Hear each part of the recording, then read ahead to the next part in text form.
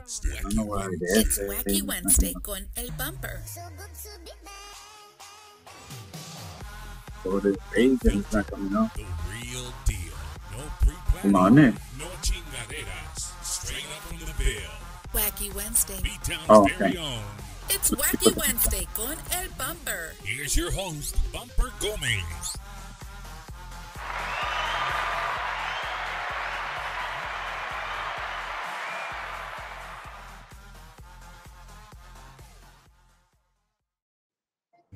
Good evening, everybody. I hope everybody's having a fantastic Wednesday. Welcome to another edition of Bumper's Wacky Wednesday. Tonight is going to be an amazing show. Again, I say it every week. I've been looking forward from the last week when I had this conversation. We've had multiple conversations looking forward to doing the show. And every time you had a conversation, it was nothing but, laughter and just a good old time. And I'm sure that's going to carry over to tonight's show. So if you guys are tuning in for the first time, welcome to the show. My name is Bumper Gomez. I've been doing this show for a little bit over a year now. And I do it every Wednesday at 7:30. Every now and then I got to do it on a Tuesday or on a Thursday, whatever helps the artist. If it's an artist and they just can't be there on a Wednesday, so I have moved my shows over from Wednesday sometimes, but it's always usually on a Wednesday at 7:30 p.m. And the show's called Bumper's Wacky Wednesday because you never know what you're gonna get. There's no script, there's no questions, there's no pre-questions. I don't sit there with the guest and give them 100 questions, the day before and have them pre-answer. What you get is what you see, right? It's live. That's what I love doing love doing this show. Thank you guys for joining. If you're joining on Junebug's behalf from his page, thank you so much for joining. You're in for a great treat. I'm sure a lot of you personally know my guest, and you know kind of how he is. So you're gonna get a little bit of that, and a little bit of this, and maybe who knows? Maybe. We'll hear some announcements or something that's in the works. You never know, dude. It's Wacky Wednesday, man. So without further ado, my guest this evening is the son and manager of the late and legendary Jimmy Gonzalez from Grupo Mazz. Here he is, Mr. Junebug Gonzalez. Junebug, what's up, bro? Good. Just here, chilling. Just chilling. I hear you, man. I hear you. Well, welcome to Bumper's Wacky Wednesday, man. I know we've kind of we've talked offline a few times. We've been going at it for maybe 2 or 3 weeks. And when I first talked to you, it was just like, dude. I mean, you. Some people are very skittish or standoffish, right? I didn't get that from you at all, man. Not at all. So. No, I'm down to earth. You're down to earth. You think you're not? You think people who know you they think that you're down to earth? No, I know they don't. They think I'm crazy. Oh man! So you already have some fans coming on here. We already people commenting. Your number one fan, Mr. Eloy Leja's on here. He says he can't stand you. Hey, I can't stand them either. I got to put up with them though. I hear you. Junebug, so you are right now.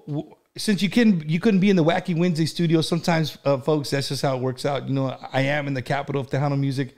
I live in San Antonio, but not every artist or music industry person lives in San Antonio. So, where are you located tonight, Junebug? I'm in Los Fresnos, Texas, over here by Brownsville, South Padre Island. Oh, okay, Los Fresnos. That's cool, man. And is that where you've been for many years, or how's that work? Yes, I've always lived here my life. Yeah, I don't move out of the valley. He said, "I don't move out of the valley." So San Antonio has never been in the picture. No. I mean, don't get me wrong. I like to party there, but nada que ver. There's no way I'm moving over there. I hear you. But so, I mean, I know for a lot of artists that I've had on, a lot of people come and they say, hey, you know what? you know, we're not from San Antonio, but it is our second home. We love being there. You know, this is the center of the music capital for our genre of music that we love. And, you know, a lot of people this is your second home in a sense. Yes. Well, Texas is my home, you know. He said, forget San Antonio. F that. Yeah, It's all of Texas. That's cool, man. I've That's traveled cool. all Texas, so Texas is my home. I hear you. I hear you. Hey, and today on Wacky Wednesday, Junebug reminded me that it's National Beer Day today. So if you have a cold one, raise it. I don't have a cold one. Maybe my wife is listening. Maybe she'll bring me a cold one here in a few. But I got this Red Bull to be ready to go. You know, Junebug, when I first talked to you and I got off the phone, you know, every time I speak to somebody for the first time, you know, that I'm gonna have as a guest, it's like everything goes through my head. Like, man, dude, wow, like I literally just talked to, and I know most people, even the artist himself, right?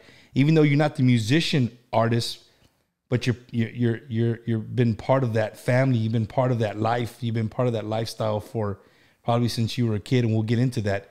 But yeah, just the fact that, you know, I'm speaking to the legend's son, and you were there day in and day out through everything, through the ups, to the downs, to the ins and the outs. You were part of a you know, Jimmy Gonzalez, Grupo Mazz, the whole story. I just like, right, man, dude, what am I gonna ask him? Because again, right, like I told you, I don't write down any questions, man. What you get is what you get. I have plenty of answers. Hey, Bumper, but I'm not the only son. You know that. Oh no, definitely. And I know that. Like me and you, we got some good surprises for the guests this evening that hang out with us. We got a lot coming your way. That's for sure. And it's going to be a lot of thank you to the man that's on your right side of the screen. The other guy, not me. But so shout out to everybody that watches consistently every week. All my consistent fans, thank you so much for tuning in, whether it's 2 minutes, 5 minutes, or the whole 2 hours sometimes. Thank you, man. So Junebug, you're down there in the valley. You consider the valley home. If you don't mind me asking, bro, because people were hitting me off to the side when I did the little pre-post. They're like, hey, this vato, how old is he? Like, there's no way he could have, you know what I mean? If you don't mind, how old are you, Junebug? I will be 49 May 28. 49. 49 May 28. Damn. Yes. Bro. So what do we have planned for next year for the 50th? I don't know. Let me get a hold of my wife, see how much money she got.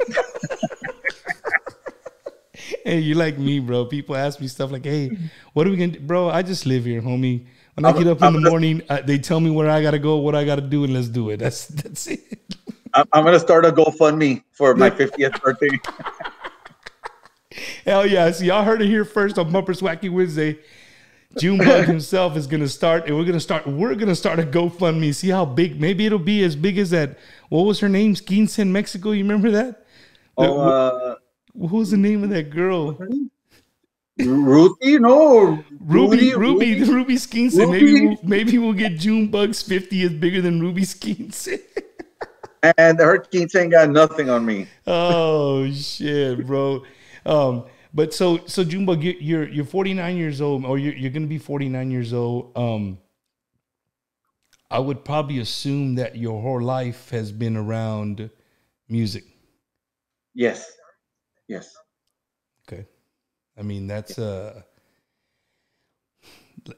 mean, what's your earliest memory do you think you have of just being around musicians or just music, you know, on the radio or whatever? Do you have something like that you can remember way back in the day? Yeah, well, I mean, I've been around my dad all my life. He would take us everywhere to the quinceañeras here where he was performing, or we would go to a restaurant here called the Fort Brown, and he would perform there once in a while. That's where I met Rigo Tovar there. Dang, the legend? The legend Rigo Tovar. I met him there because he lived right across the border, Matamoros. That's crazy, bro. So That's crazy. Um, Yeah. I'm trying to get this other thing loaded here so I can see for myself what the heck is going on. Um, because sometimes my program likes that crazy and I can't see everything that's going on and I want to see what's going on the live Right. That's here. why I kind of look a little bit to my side and uh and check it out. uh Junebug, so Monday. you being that young, right? And I've said this before my shows, like, I can remember too waking up at quinces and weddings and parties when you're that kid. You're sleeping on two chairs underneath the table and you're using the plate, the what do you call the thing they put on the table, The mantel. the mantel. You're using the mantel for a colcha right there to just stay warm as your parents are Yeah. having a good time, bro. They usually come. They usually go home too with the mantel. Or our people is always the centerpieces, right? Like everybody looks around like, hey, I was here at the table first. This is my centerpiece. I'm calling it. Don't even try it. And then you're Yeah, walking when out, and the DJ says, "Hey, please, the centerpieces belong to the. Please put them back." Right. So, Yeah. Yeah, but back then the centerpieces weren't that extravagant, so we take the manteles. yeah, I hear you. I hear you. There you had a new coach at home. You Um, know, plus we need new silverware also. So Hey Junebug, so growing up, man. I mean, once you were a young teenager, I would say probably where you could start really having very vivid memories. Um, for the viewers and people watching, again, I always do a lot of artists, and we get to see how they started music and stuff. And your story is just a little bit different, dude. And I kind of really want to dig into, what it was like. I've never had a child of a musician, right? And not just a musician, bro. Not just, hey, I'm gonna play at this local place. I'm talking, you grew up as a young teenager in the early 20s when Tejano was king, bro. Like these dudes were rock stars all yeah. over the world. They were playing everywhere. What was it like for Junebug Gonzalez before he was a manager, before when he was just Junebug? Hey, mijo, I gotta go. I'm going on the road. Like, what was life like that for you? Well, I mean, we were younger and it was hard because my dad would leave, let's say on a Wednesday, come back on Monday. So we only see our dad like just Tuesday. And then he was like, okay, well, I gotta go again.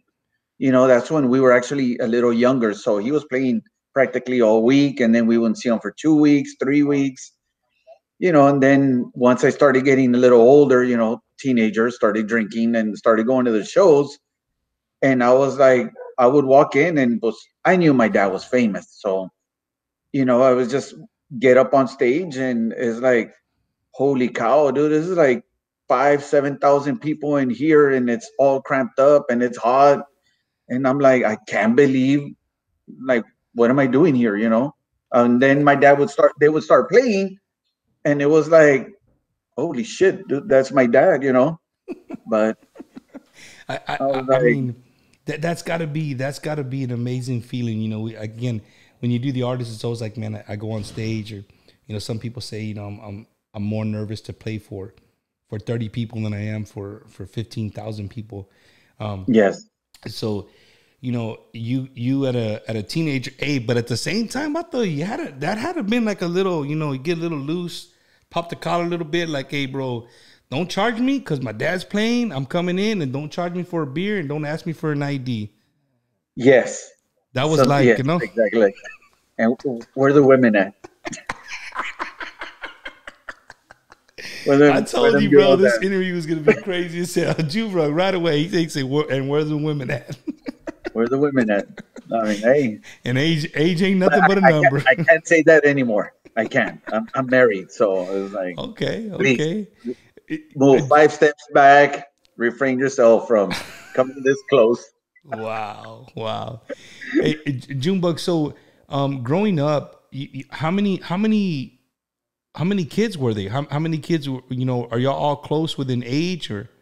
Yes, we are 5 brothers. I have my older brother named Henry, and then it's me, and we're 3 years apart. And then it's me, and then Mike, the drummer. We're 4 years apart, and then Joseph, he's 3 years apart from Mike, and then my youngest brother Robert, and he's 3 years apart from Joseph. Wow. And no Yeah, we're all sisters. 3 years All apart. boys. All boy, 5 boys. Yes, sir. Hijo de su, bro. I feel sorry for your mom, bro. Not in a bad So way. Like I was raised like there's five of us. I have two other brothers and two sisters, maybe my middle sister, she maybe a little bit of childhood with us. Yeah, for the most part she did. But I just vividly remember me and my two little brothers, and we gave my mom hell, bro. Like I just can imagine. My dad was there and he was always working, but at least he was there every night. You know what I mean? You right. on the other hand, I could just imagine a 14-year-old being like, shit, dad ain't home. I'm gone. You know what I No, mean? no. Well, yeah, but it was pick a fight with one. You're gonna fight all of us. Welcome to the Gonzalez brothers. There you go, bro. There you go. Hey, Junebug, so I know you mentioned that your brother's a drummer. Are your other two brothers besides Mike? Are they musicians as well? Yes, Joseph is my percussion player. Mm-hmm. He was our percussion player, and Robert was our stage manager. Okay. So running sound, setting up, doing everything. Can he play? Can he play? Can he play any instruments though? No, no, not my youngest brother, nor me, nor my older brother. Only my two middle ones, which is Mike and Wow. Joseph. And so your dad, the great legendary Jimmy Gonzalez, he never said, "Hey, Junebug, siéntate. Here's a guitar. You're gonna have to learn something." Like, you would assume that so that's the way I see it. When you would assume that sometimes people who have musician parents or musician deals or whatever, that's kind of like, hey, you're gonna do this. Yeah, but I think where it went wrong was he would give us our allowance first, and was I would take off, and I'm not gonna learn nothing. Bye, I'm bouncing. Oh man, bro. So you got an allowance, and hey, I'm gone. Peace. There you go, brother. There you go. Um, and so Junebug, yourself, you said you're married now. How many do you have children? I have two kids. I have my son Dominic and my daughter Jamie, and then I have with my wife. I have my stepdaughter Shantae and a grandbaby Vanya. Dang, is she spoiled? ¿Cuál de las The the tres? the, the grandbaby, she's spoiled. Yeah, she is. Yeah, I hear Yeah, you. she's I hear got you. she's got us by the neck. I hear you. Um, and so lately, man, when I just been lucky, I've been in a row getting we're in the musical thing. A lot of the interviews I've been done, and especially in our genre of Tejano music.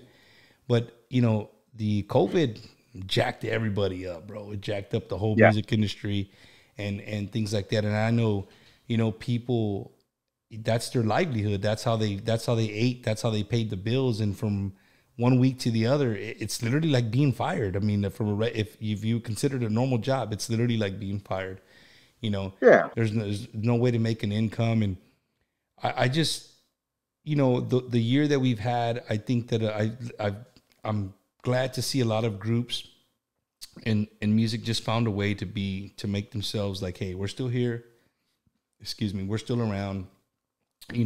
So they've been doing a lot of different things, doing little podcasts. They've been doing live tocadas, right? They've been playing and stuff just to stay relevant, man, which has been pretty cool. Did have you guys? Okay, let me rewind because I kind of went too fast. But rewind. So when you were about how old were you when you decided when your dad said, hey, you know what, Junebug, you got the brains, you got the people, you can talk to people. I want you to take care of the band and take care of everything that is involved with that. Do you remember how old you were when that happened? Well, actually, I used to work for Joe and Jimmy Gonzalez y Grupo Mazz in the 90s. I think I came on board 94, 95, and then worked till 99 when the band broke up. Dude, so you're like 22 or 23 years old doing that. Yes, yes. And actually, back then, I was just a doorman collecting money, collecting money and counting money at the end of the night.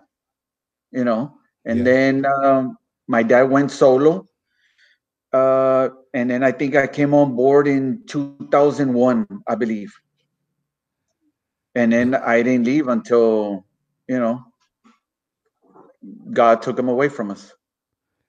I mean, well, That's let's rephrase that. When he did, he didn't mm, take him away, but yeah. I haven't got to that part.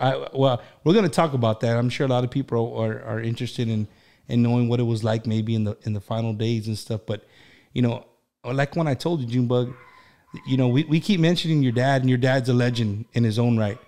But I really, tonight's about you. Tonight's about Junebug's story. Tonight's about how Junebug feels. Tonight's about, what makes Junebug tick, bro. What gets you up in the morning. You know what I'm saying? well, And what motivates you to take care of your family. And so I really, if we go off on Jimmy a little bit, that's great. You know what I mean? Because I'm sure people are watching and they want to hear that. But again, I right. really want to stay, if I do get off subject, just like, hey, bro, what about, we're talking about me, bro. Like, hey, No, it doesn't. I mean, practically my life revolved around my dad. I mean, you talk about me, my dad was right next to me. You talk to my dad, I was right next to him. I was Yeah. the right hand man. I remember you, dude. And again, I never knew that I was going to do this show or what do you call it, but I mean, I remember you from meeting you in Florida. I met you multiple times here in San Antonio, with Eloy, or Mazz was charging like $60 at the door, and this Mexican was like, "Dang, two people's 120." So I would call Eloy. I said, "Eloy, come on, bro, you're with the record label. Like, call Junebug something." He's like, "Let me send him a text." And then, he would send me a text and he's like, "Hey, just go look for Junebug. He knows who you are." Boom, boom, boom, boom. And I did that like, man, probably 4 or 5 times here with you here in San Antonio since I moved back from Califas over here to San Anto. So I want to thank you for that personally, for hooking it up.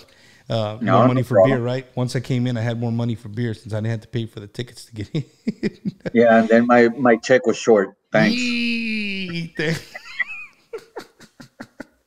but no, Junebug. So being the manager, dude, of somebody like that, I can only imagine the good people and the shitty people that you have to deal with pretty much on a weekly basis.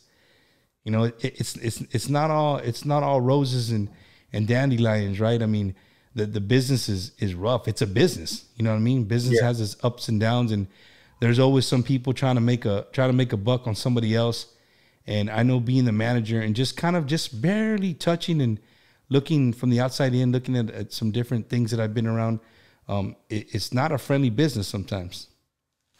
Uh-huh. Who you got? You got somebody want to come on? Yeah, look, it's my grandbaby. There you go. This is live, baby. Check it out. Say hello. Say hi. Say hi. Hi, Mija. How you doing? Is there anything you want to say about your grandpa? I don't know. Don't know. Does he always take you to go get what you want to eat when you want to eat it? And it's probably McDonald's, right? Is it McDonald's? Yeah. Oh no, I knew it. McDonald's and Chick-fil-A.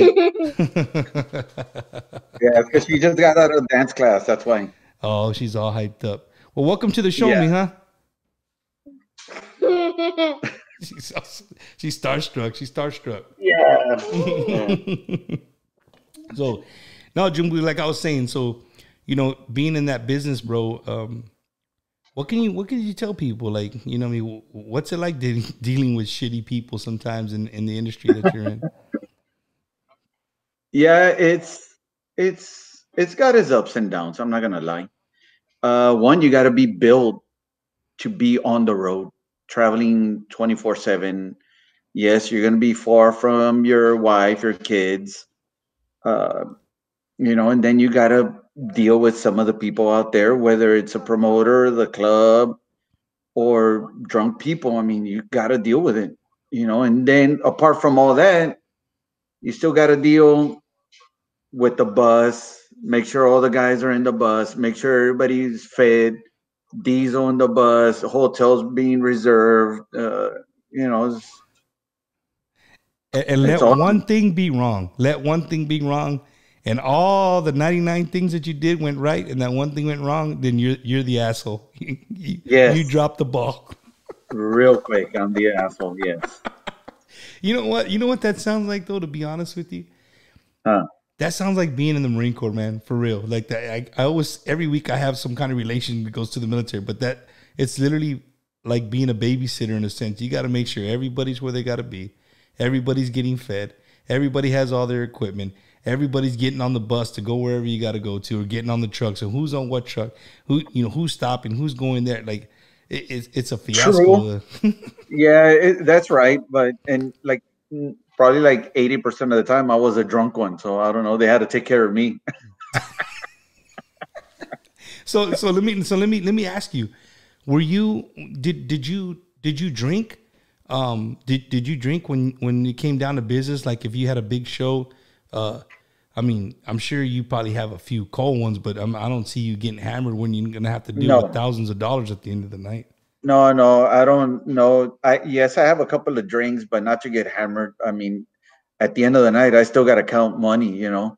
It's got Yeah. to be correct. I got to turn in the money and count it again, make sure it's all there. Once all that's done, then it's okay. Now it's really party time. But don't get, but I mean, it's always been like on my birthday, we were always in Dallas, and Frank T at the West, he would always try to get me drunk before the first set. He goes like, "Hey, dude, I can't drink that much," and he was like, "Well, you have to." And I'm like, "Number, you're up to something." And he was like, "Yeah, so you don't count money right at the end of the night." So he did do it once because it was my birthday weekend. Uh huh. So he goes, "Hey, let's go count money," and I'm like, "Damn, dude, I'm gone." And he was like, "Well, that's okay. Don't worry about it." I'm like, "Yeah, I know. Don't worry about it." So I got one of the guys, "Hey, let's go. We're going to go count money." And he looked at me. He goes, "Really? You're going to bring somebody to count money?" I'm like, "Yes, I am. Hell I'm going yeah, to hell sit yeah, there you and are. watch. I want to make sure this guy counts all the money." I was like, "Is it all there?" "Yeah." So, okay, let's go. Walk me back to the bus. I'm done. Hey, Junebug. So being on the bus and being on tour, you're around your brothers, you're around your dad. So to me, not everybody gets that, right? Not everybody gets to work around their father and their brothers or their siblings. Everybody kind of picks a career, and in the majority of families, everybody picks a career and they go and do their own thing. But you had the blessing, bro, of being able to work with your brothers and your dad, man. I mean, what could you say about that? You know what I mean? Not everybody gets that lucky. Well, the number one rule was business is business, family is family. But hey, yes, he's our dad, but at the end of the day, it's like it's his company, and we have to listen and do our job right, or he'd be on our ass. It's plain and simple, and it's business is business. But then when he'd be on stage, I'm like, "Hey, dude, I'm your boss now. You got to listen to me." And he would look at me like with his glasses. Is like, "Man, dude, you ain't gonna." Get I'm the like, hell "Yeah, out. I know. I'm just kidding. I'm just trying to look good here." Oh Like, man. Uh in Junebug, like you guys traveled all over the United States, bro, and Mexico. I mean, I'm sure you guys put some serious miles. How many did y'all always just have one bus the whole time, or did y'all started like on a lower down bus, and then as you got higher up in you got better buses, or you just had one and just kept that one? no, no, we would actually switch buses. Not quite often, but we would. uh, you know, let's say we would lease a bus, and then it's taken for the summer concerts. The bigger bands would take it, so we have to find another bus, and it'd be okay. It's like, okay, we'll use this one for summer. Once summer's done, we'll take the nice bus back. We'll take it back, and but Okay, so y'all were like leasing them then. You would just lease whatever you guys needed for at the time yeah, it then. was. Yeah, there were tax purposes. Hey man, but you know what? You say that word, right? That 3-letter word that scares the shit out of everybody. And I know it scares the shit out of any kind of music, movie industry, taxes, or just tax, right? Yeah, But dude, that has come back to bite people in the ass over and over and over again. yeah, And I just think just because there's so much cash flow, bro, it's just hard. Honestly, it really is probably hard. yeah. It is hard, but there's just like everything else. Everything in life. There's loopholes for everything. I'm not gonna say which ones they are because that's our secret. Yeah, I got you. But No, I mean, I'm sure. I'm sure everybody, in the industry has their own people who do their own things to take care of. I mean, that's anybody. I mean, we do. Normal people with normal jobs do the same thing. So, right, you guys are just on a whole nother level when it comes sometimes to the actual cash made. But Junebug, like you being around your dad, right, and being around your brothers. What like I like to sometimes ask questions that are just like, what the hell did this guy get this question from? Like being on the bus, bro. What was just when everybody's awake during the day? Say you're on a trip to Florida, right? And you leave Brownsville. That's a good trip. I mean, I know from Brownsville to Miami is at least 24 hours straight driving, and that's in a car. So I could just imagine the bus. It might be a little bit more, but yes. Not at night, just a normal day, everybody up talking shit to one another. Like, what do you miss the most about that? Well, everybody would try to sleep as much as they could because we knew it was a long drive. We knew it.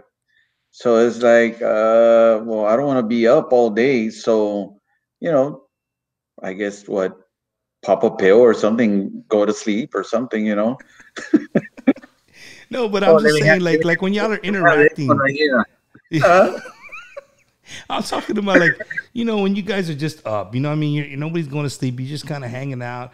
What are some of the things that you remember, I mean, I'm sure it's just not people just sitting there on the bus like if you're on a damn Greyhound heading, with strangers. You're with your family. You're with people that have worked for you for years and years, other musicians, the roadies, the bus driver. I mean, is there any time that you can remember just some funny thing you're just like, man, dude, that I really miss doing that shit on the bus. yeah, well, I mean, well, the bus is, it's a house, on wheels. So we had our movies, we watch movies, and like at least 90% of the time we were hungry. So it's like, stop here, we're gonna pick up food. Stop there, we need snacks. Oh, this store sells beer. Y'all want to start drinking? I'm like, no. It's like 10 o'clock in the morning.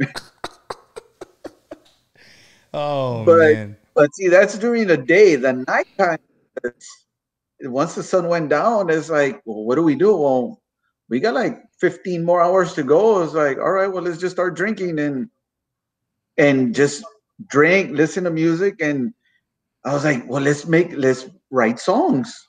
Let's see what happens. And I mean, I'm talking about hardcore bullshit songs. It's like, why are we singing this? And it's like, but it's funny.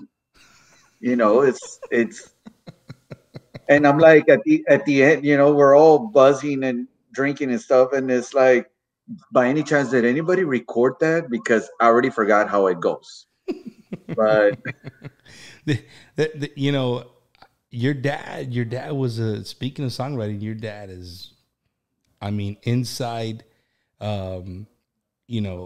inside the studio, I've seen just pictures and pictures and videos of him in the studio, You know, Yeah. the guy was just there's just some people. There's some people, bro, that can play an instrument.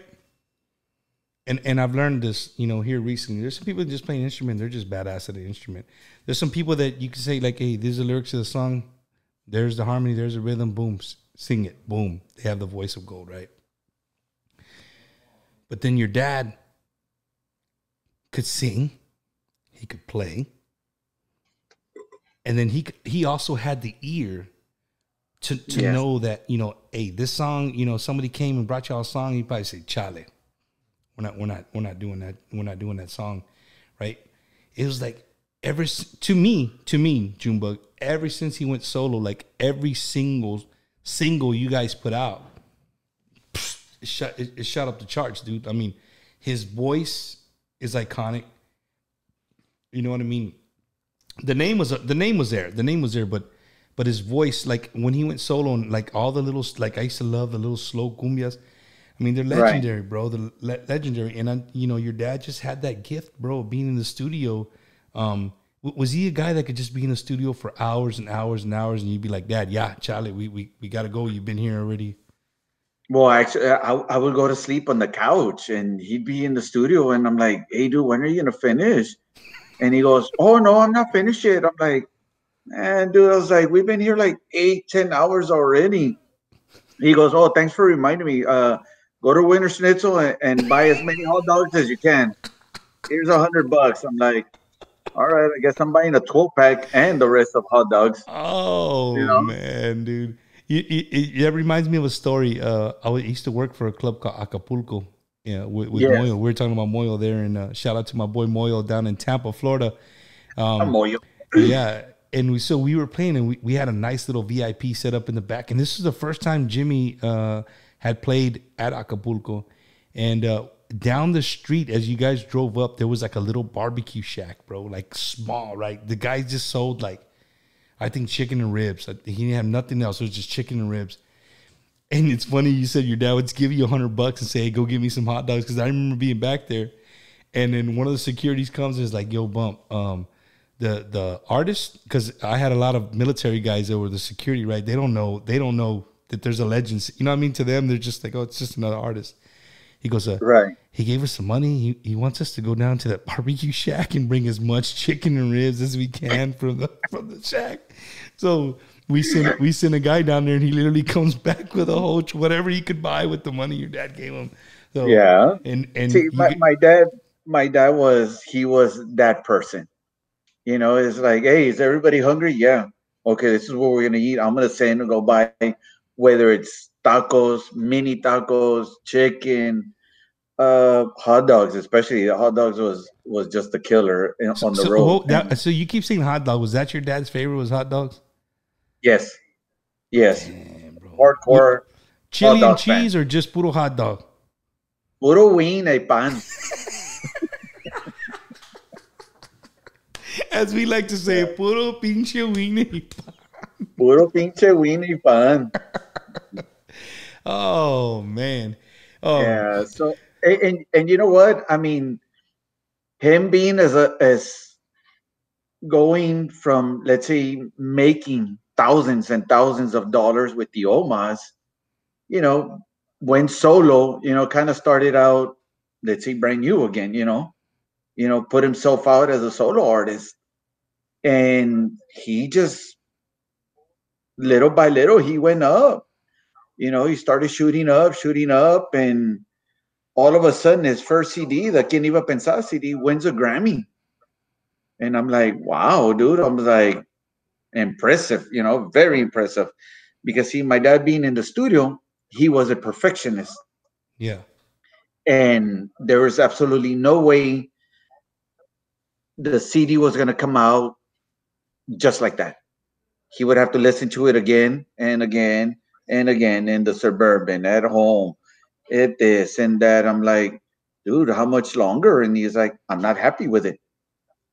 So back again, you know, back into the studio, you know, and then from there, you know, Grammy number 2, you know. So Junebug, by the time the song came out, ya estabas hasta la with the song once it was finally released, huh? Yeah, I was like, Isaias, what's his name? He's Uh, Morales from La Bamba. oh, When he's singing, I didn't hear no difference. 50 takes and I didn't hear one 50 takes, difference. I didn't hear no difference. I'm like, what Oh, the hell, dude? man. I was like, As you can that see dude, right here or over here. like It's one of my Bob. favorite movies. Which Right here. one? You see it right there. Look, I'm going to pull him down. There he is right there. You see him? No, I see half. Yeah. Oh, yeah, because you can't. That's right. I'm sorry, you can't. I forgot what people are seeing. I'm seeing the whole screen on my thing. I'll show you later. Oh. Yeah, so But- I was Bob. I'm like, I didn't hear no difference. You You didn't hear a know? difference in any of those things. But, man, hey, so he won a Grammy. You know, was that a Latin Grammy or does he have a regular Grammys as well? He has 7 Latin Grammys and 1 American. So do you remember going to the American Grammy Awards? I didn't go to the first year because actually that ended up happening 9/11, which was what, 2000, Oh. 2001? Yeah. So they yeah. canceled the Grammys that year. So the year that he won the English one, they No, canceled. no, the English one was a couple of years after that. The American Grammy was a couple of years after. His first Grammy was Latin. I'm gonna tell you my little bumper's pet peeve with the Grammys, man. Yeah. You know, the Grammys, the Latin Grammys, cool. We have the Latin Grammy Awards, but I really have I have a bigger pet peeve with them than I do probably the regular Grammy Awards, right? To me, like the Right. Latin Grammy Awards, you know, Mexicanos, we're always put to the side. Like you watch the Grammy Awards, if you see Los Tigres del Norte, maybe, right? They'll perform a performance by somebody like that. It's going to be all reggaeton. It's going to be like the awards that come out, all the people who come out to give the awards. It's all reggaeton and maybe some salsa people. You never like we don't get the recognition that we deserve. And I promise you, we probably buy more music than any other Latin community that there is, right? Just by sheer numbers alone.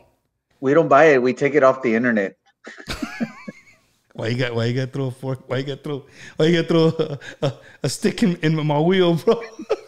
Just being raza here, you know? No, yeah, you're right. No, you're right. I mean, But that's yeah, that's yes. being real.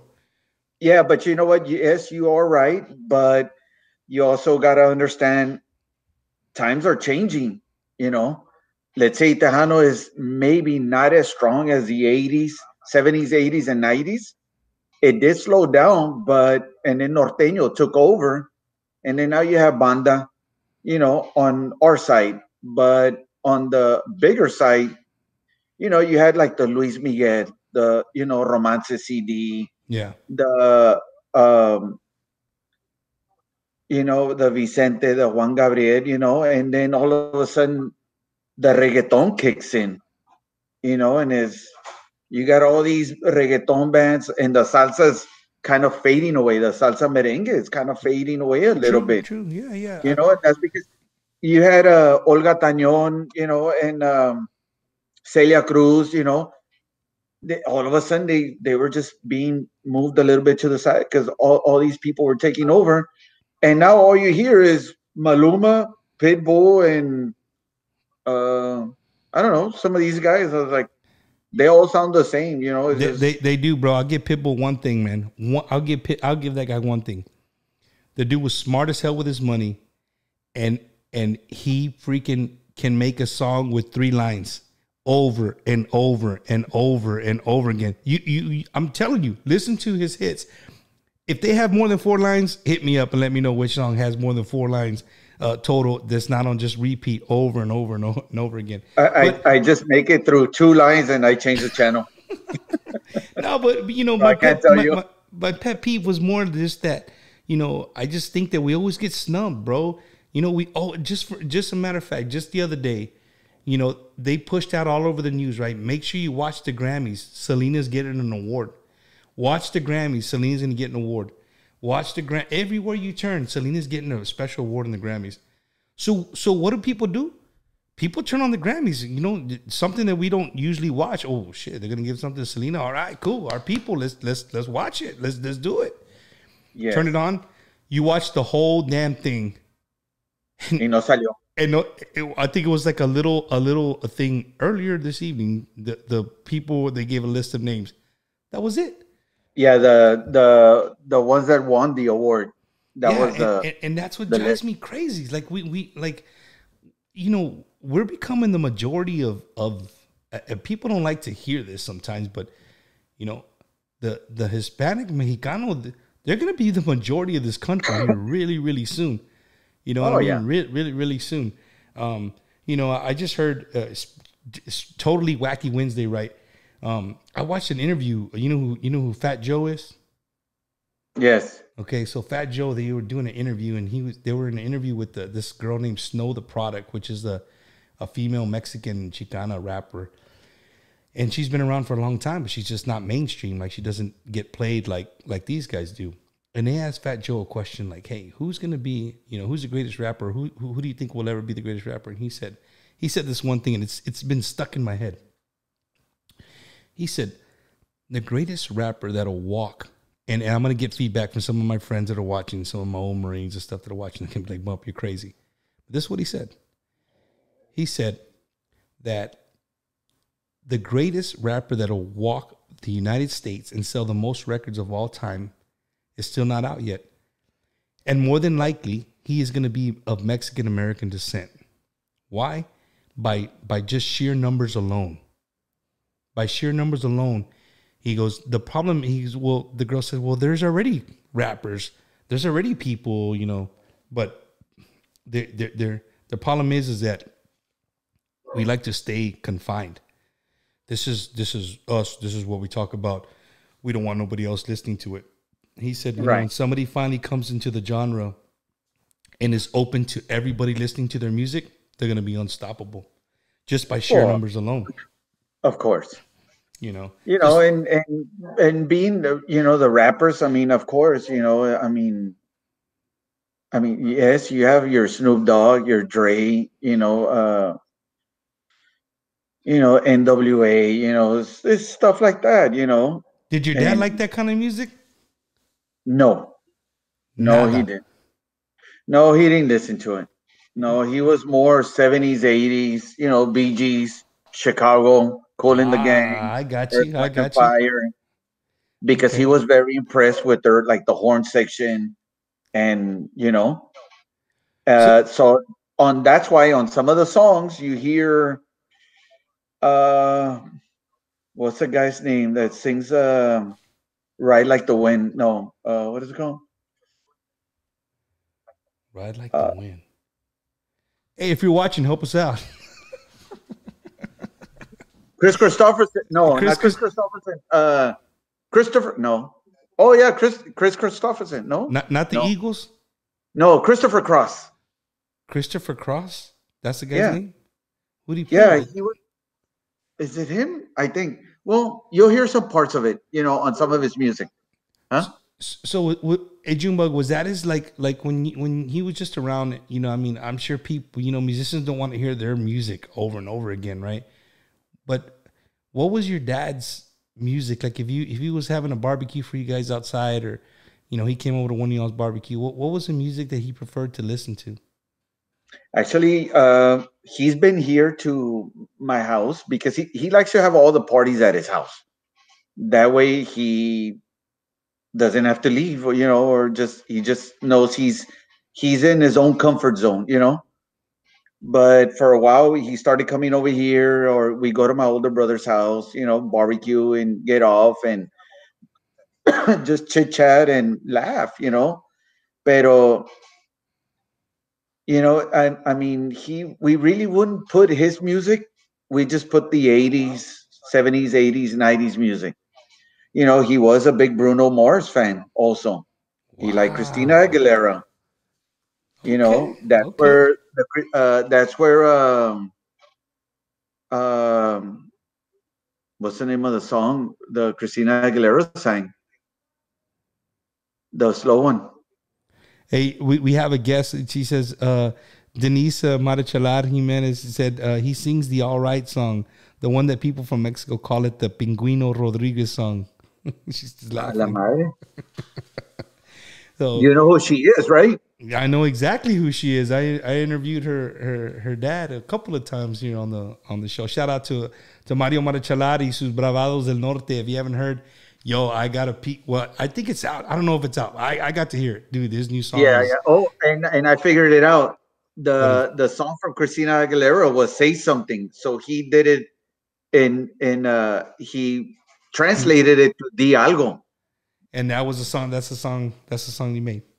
Yes, yeah. So he got it from Christina Aguilera, and I think she did a duet with some other guy. I don't know who it was, but And so- yeah, So it. I mean, his variety of music went from A to Z, real quick. but see, you mean that doesn't surprise me because if you say the perfectionist he is in the studio, right?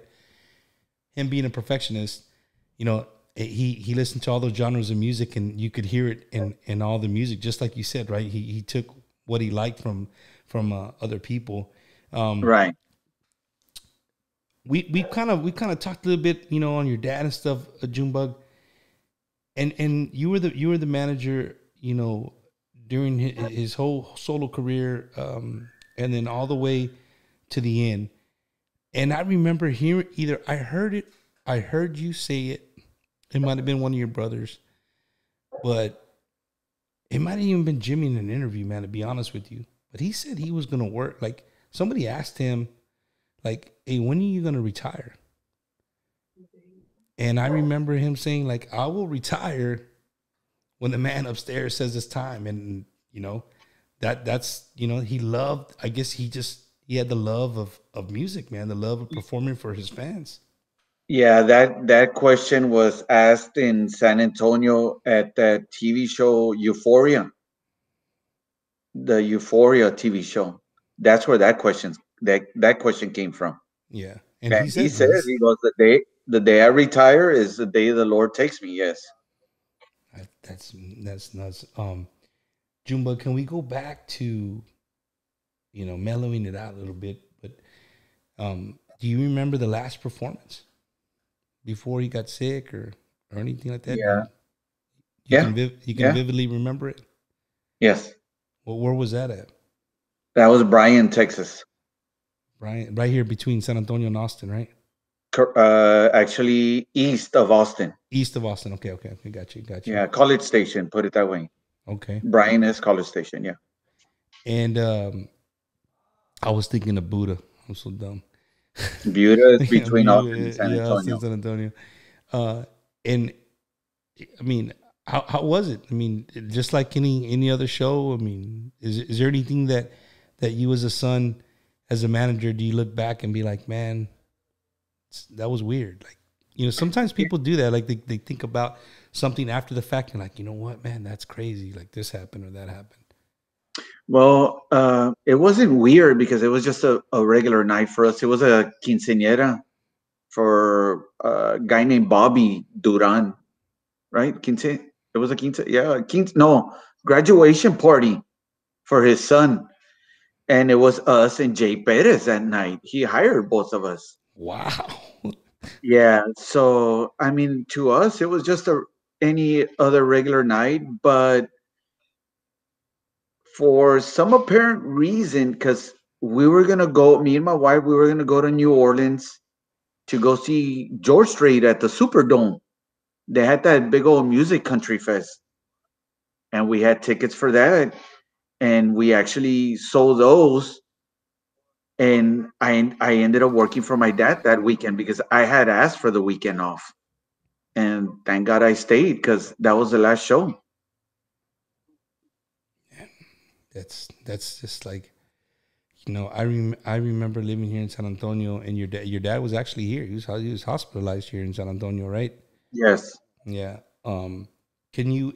Again, if you don't want to, it's cool. I'm not no sweat off my back. But can you maybe for the viewers, like, as a son and the manager, like, can you vividly remember the day, like where you were, what you were doing? You know what I mean? When you got the call. Or... Yeah, I was actually, see, my dad stayed in San Antonio. Me and my wife came home. He stayed in San Antonio to do some other contracts and, talk business with some people. And we came home because, well, my girl had to work on Monday. Um, so I mean, he got sick, and that day or Monday he got sick, and he called me and he goes like, "Mijo, my sugar went down," and I'm like, "No, that's impossible, dude. I mean, he was we didn't have a problem, but he likes the Mexican drinks, the Hoyas, stuff like that, the pan Yeah. de dulce. Yeah. So, after a while we did have that under control, but that means his sugar would go up. But as far as it going down, we've never had a problem with that. There's never been an issue.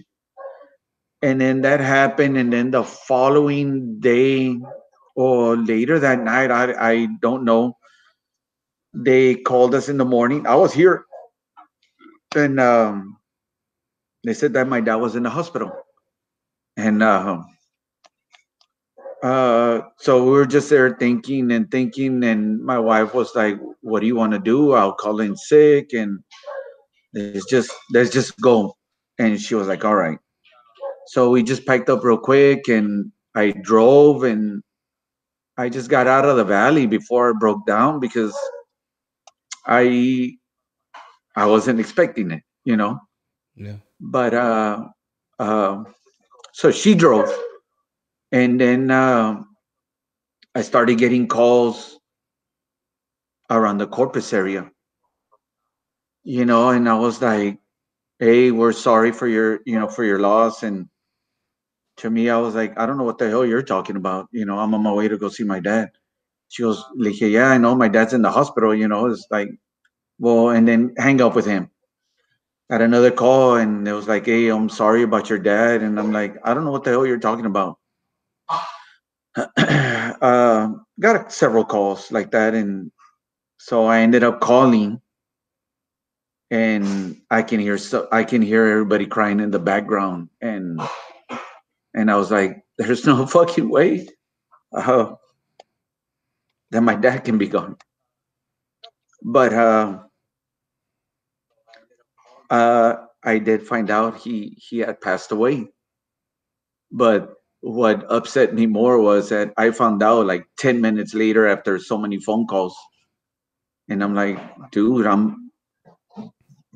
why would y'all not call me first?" And then you have Freddie Records, you have Eloy calling me, you have Rudy Trevino from Corpus, who works at the TV station, calling me that, you got KXTN calling, you had all these people calling, wanting to find out what exactly was going on. And I was just lost, dude. I'm like, I don't want to talk to nobody, you know. Um, let me regroup, let me think, and then a good friend of ours, Johnny, he's a trooper. He was a sergeant here in the valley. He told me, "Mijo, just step on it and go see your dad, and if you get pulled over, just pass him the phone. You won't get a ticket, just haul ass." And I was like, "All right, thank you, I appreciate it. So from there I kind of regrouped a little bit. I called Eloy and had a long talk with him, and I because he was asking also, he goes, "Did your dad tell me the truth? Did your dad pass away?" And I was like, "Yes." And Eloy was crying, and I was like, "Chingao, Eloy, I'm sorry." And he was like, "No, hombre, don't be sorry." And I was like, "Dude, it's he can't leave. But so he goes, "I got all these people calling me. What do you want me to do?" And I was like, "All right." And I was like, "All right, call Rudy in Corpus. tell them to do the thing on the TV. From there, call KXTN because I'm pretty sure they already know. Mm-hmm. Let them know and call KCB. They're in Corpus. Dan Pena. Danny Perez, Barbie. All of them. Yeah, all the KCB crew. Yeah, and then call Lubbock with a chismosa over there. Like I told Eloy, just handle it. Freddie Records, was like, and he was like, Freddie, doesn't want to bother you. I'm like, tell Freddie we'll see him soon. We'll see him. We'll see him in a little bit. Um, and then the medical center in San Antonio is real. You get lost there real quick. Oh yeah, so easy. There's so many damn hospitals all over the place. yeah, so I had people meet me there, and it's they take me up, and I just see my dad there, and not only to see that that's your dad that just passed away, but your idol, your I'm number one fan. Let's say Yeah, of course I'm his son. I'm his number one fan, of course. and it's like why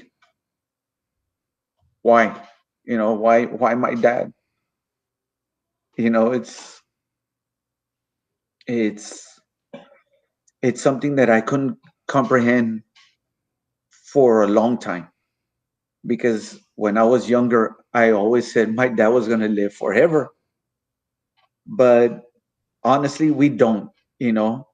But in my mind my dad was going to live forever, and I know my dad was he was like Superman. He was talented, he was friendly.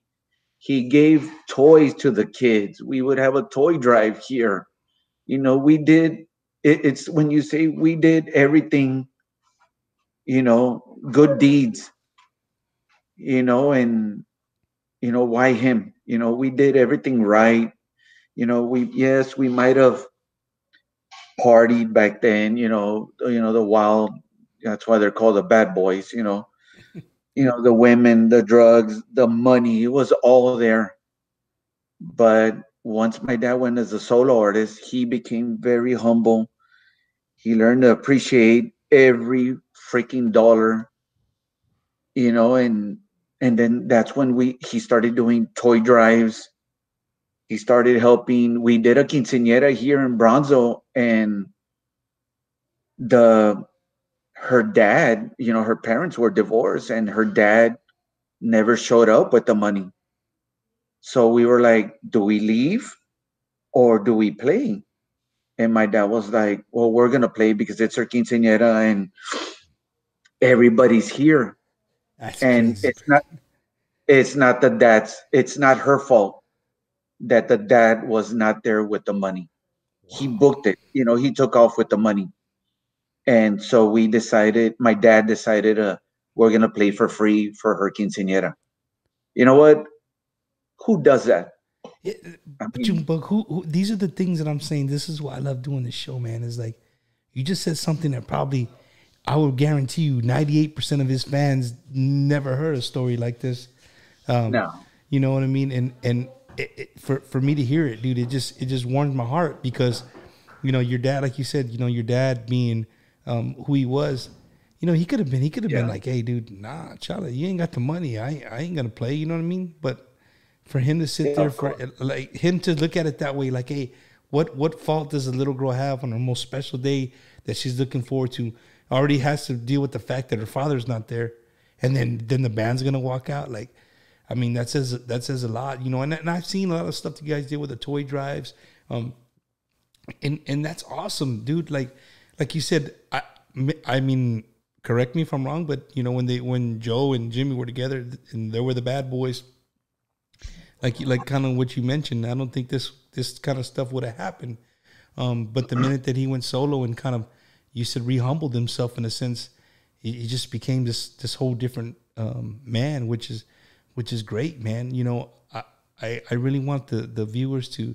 I asked you that because sometimes you hear things and you go from one party to another and you talk about, hey, he died, que este, que el otro. But when you hear it from the horse's mouth himself, there's no add-ons, there's no takeaways. There it is. They heard it from you, right? You know how it happened. Right. And I can same thing with my dad. My dad passed away here in San Marcos, but I live right here in San Antonio, bro. I could just imagine. I know how fast I was driving. I can imagine how fast, you were driving from the valley all the way up to San Antonio, and then to have all that stuff on your mind, bro. It's just it's crazy. And then people to call you, and you're trying to just absorb everything. And have you you said that it took you a while, right? It took you a while to get over this, but you really never get over it, right? And no, you don't. You said your dad was going to live forever, and I didn't want to interrupt you, but your dad is living forever, man. That music that he made will live on forever and ever. So in a sense, you weren't wrong. Your dad is going to live forever. You know what I mean? We're going to be able to hear his voice all the time. And the last question, the last question I want to ask you before we move on to something else is, I want to ask you, I'm sure a lot of people wonder this, but how do you feel when Junebug Gonzalez is driving around Brownsville down there and you pop on the radio station and you hear your dad's song?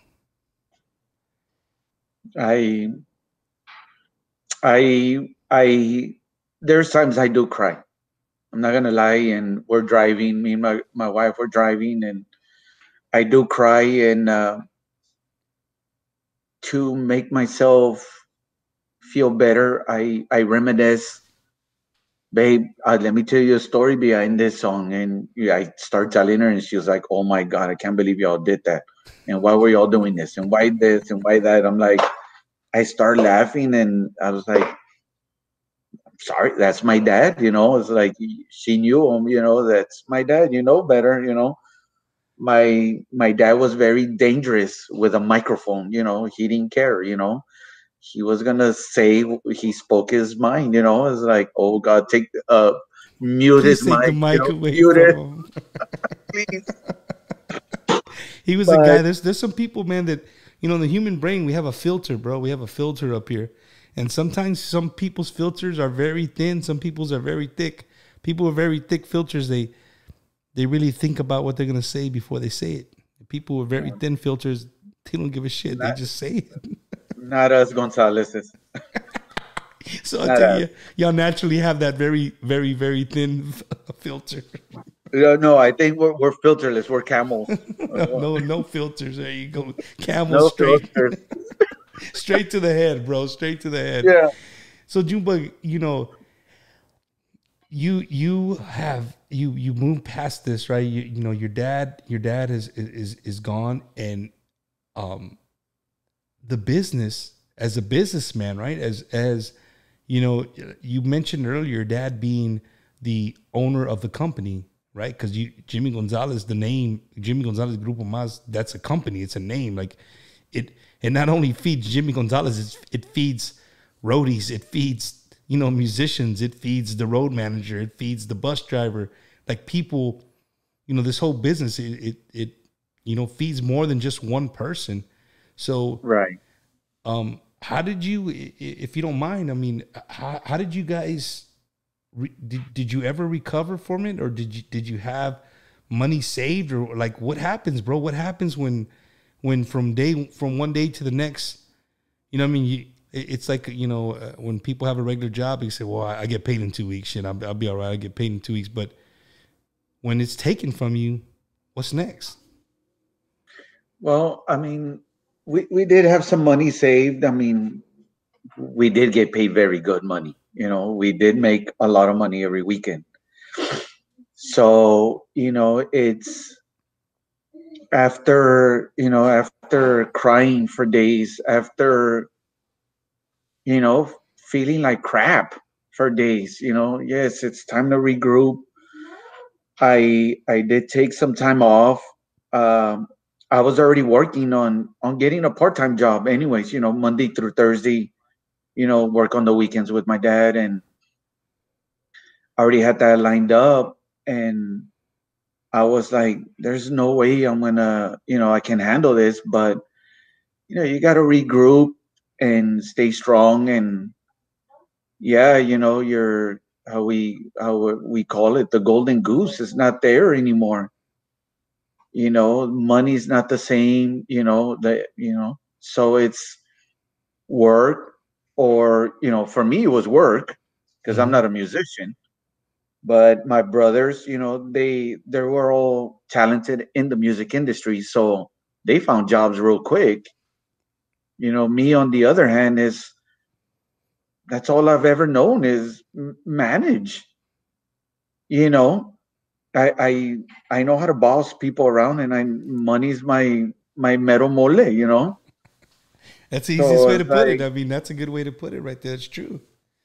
yeah. So it took me a while, to regroup and come to my senses. And my wife telling me, babe, you just gotta move, get up, and it'll be okay.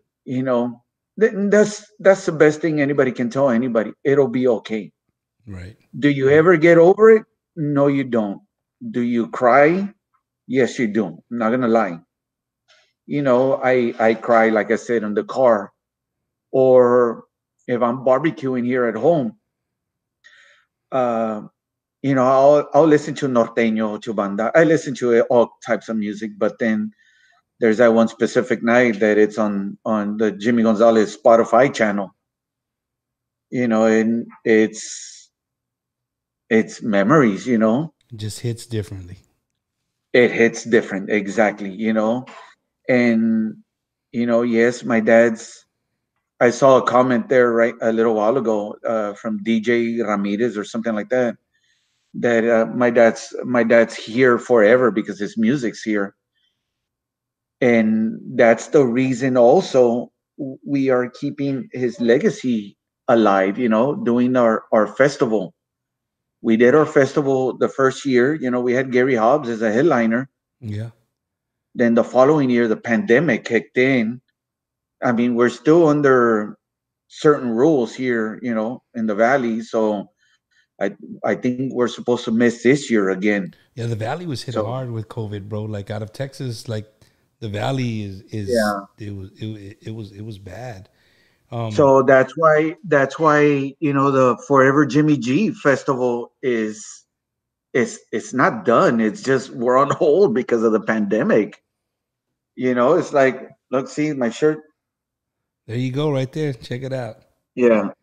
So there it is. So, So so folks, if you guys are listening and just tuning in again, my name is Bumper Gomez. You're watching the Bumper Gomez is a Wacky Wednesday show. I do this every Wednesday at 7:30. You just heard it first right now. The festival is not gone away due to COVID and then due to regulations and rules. It's not going away. They're planning on doing more as soon as they get more information and more rules of what they can do, what they can't do. I'm sure Junebug will put it all over social media, and yes, you we know we want to. We are gonna start preparing for 2022 already. there you go, So there you go. yeah, Junebug, what did your dad think of social media, dude? What was his take on it? he hated it. Hated it. Really, really? Yes. Yeah, he was like, "Hey, what are you doing?" I'm like, "I'm on Facebook doing this, promoting, putting the posters up, whatever." And then I'd be still on it, and and he'd be like, "Hey, this and this," and I'm listening, but I'm on the phone. You're not Ya giving him paga this. ese You're not pinche giving him the. mugrero, Ya paga ese pinche mugrero. That's Pay attention. I'm like, dude, I'm listening. I'm Yeah. I'm I'm pushing the posters, where we're gonna be this weekend and stuff like that. He goes, no, eso es puro pinche mugrero, puras pendejadas. I was like, all right. But then again, he had a Facebook page. I don't get it. Oh man, my devil right now is TikTok, bro. If I get on TikTok, dude, I can sit there for 20 minutes to go by and you don't even realize you're just going through another one, through another one, through another one. Because how many stupid people we have in this world that just make me laugh every day. So Junebug, you You said you moved on, and what happened was so funny. You laughing at me? I'm looking at the DJ Frankie comment. He goes, he was a big fan of Dr. Wagner from Lucha Libre. Libre. Yeah, hey, your dad was a wrestling fan, right? Yes, a hardcore. You talk crap about wrestling. Oh my God. If you told him it was fake, he would get pissed off. Yes, like it's a novela. No, shut up. Don't call me. I'm watching wrestling Monday Night Raw. And he would watch it and still record it, dude. I was like, what are you doing? Dude, I think I either read it or somewhere. I don't know where it was. I read it or maybe watched it in an interview somewhere. But the Cowboys mask is. I was thinking. I remember that he was a big wrestling fan. Yes. So we have some announcements to make, and we still got some time. But I want to ask a question, Junebug, and we can either go there or you can just say chale. We ain't gonna talk about that shit, right? Right. I'm sure that a lot of viewers are watching, a lot of Mazz fans, right? When the word came out that your dad's compadre Joe Lopez was gonna come out of prison, that there might be a chance that they were gonna come back. You being a man on the inside, living day to day, taking care of all the business of Jimmy Gonzalez y Grupo Mazz. Is that true or false? That they were going to get back together? Yeah. Is that what you said? Was there ever a talk that no. No, never. There you go, people. People was like, oh no, there. You just heard it right now. There was never nothing in the works. Nothing was coming that way. It is what it is. I think. No, the reunion tour was the last straw. Even though we did have some difficult times with them, during the reunion tour, and it was just a big hassle. So Dallas was the last show. So I was like, all right, but yeah, but that's that's him. It's dude. Mario Marichalad is calling on the phone. Let me see if I can get him. I know on here. He's on it right now. Hold on, real quick. Let me see if I can get him on there. Mario, can you hear us? Hello, Mario. Let me see. Hello. Hold on now. Yeah. Mario, you got us? I don't know if he's there, bro. I think he wants us.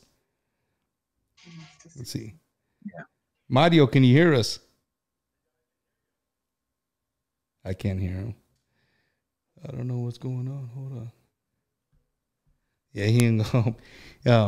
Yeah, bro. Maybe he'll call back in. I don't know. Maybe it's my phone, but I'm connected. We should have been able to hear him on there. Oh yeah, Bumper. Cabal. Have you seen the picture with my dad with one of his masks on?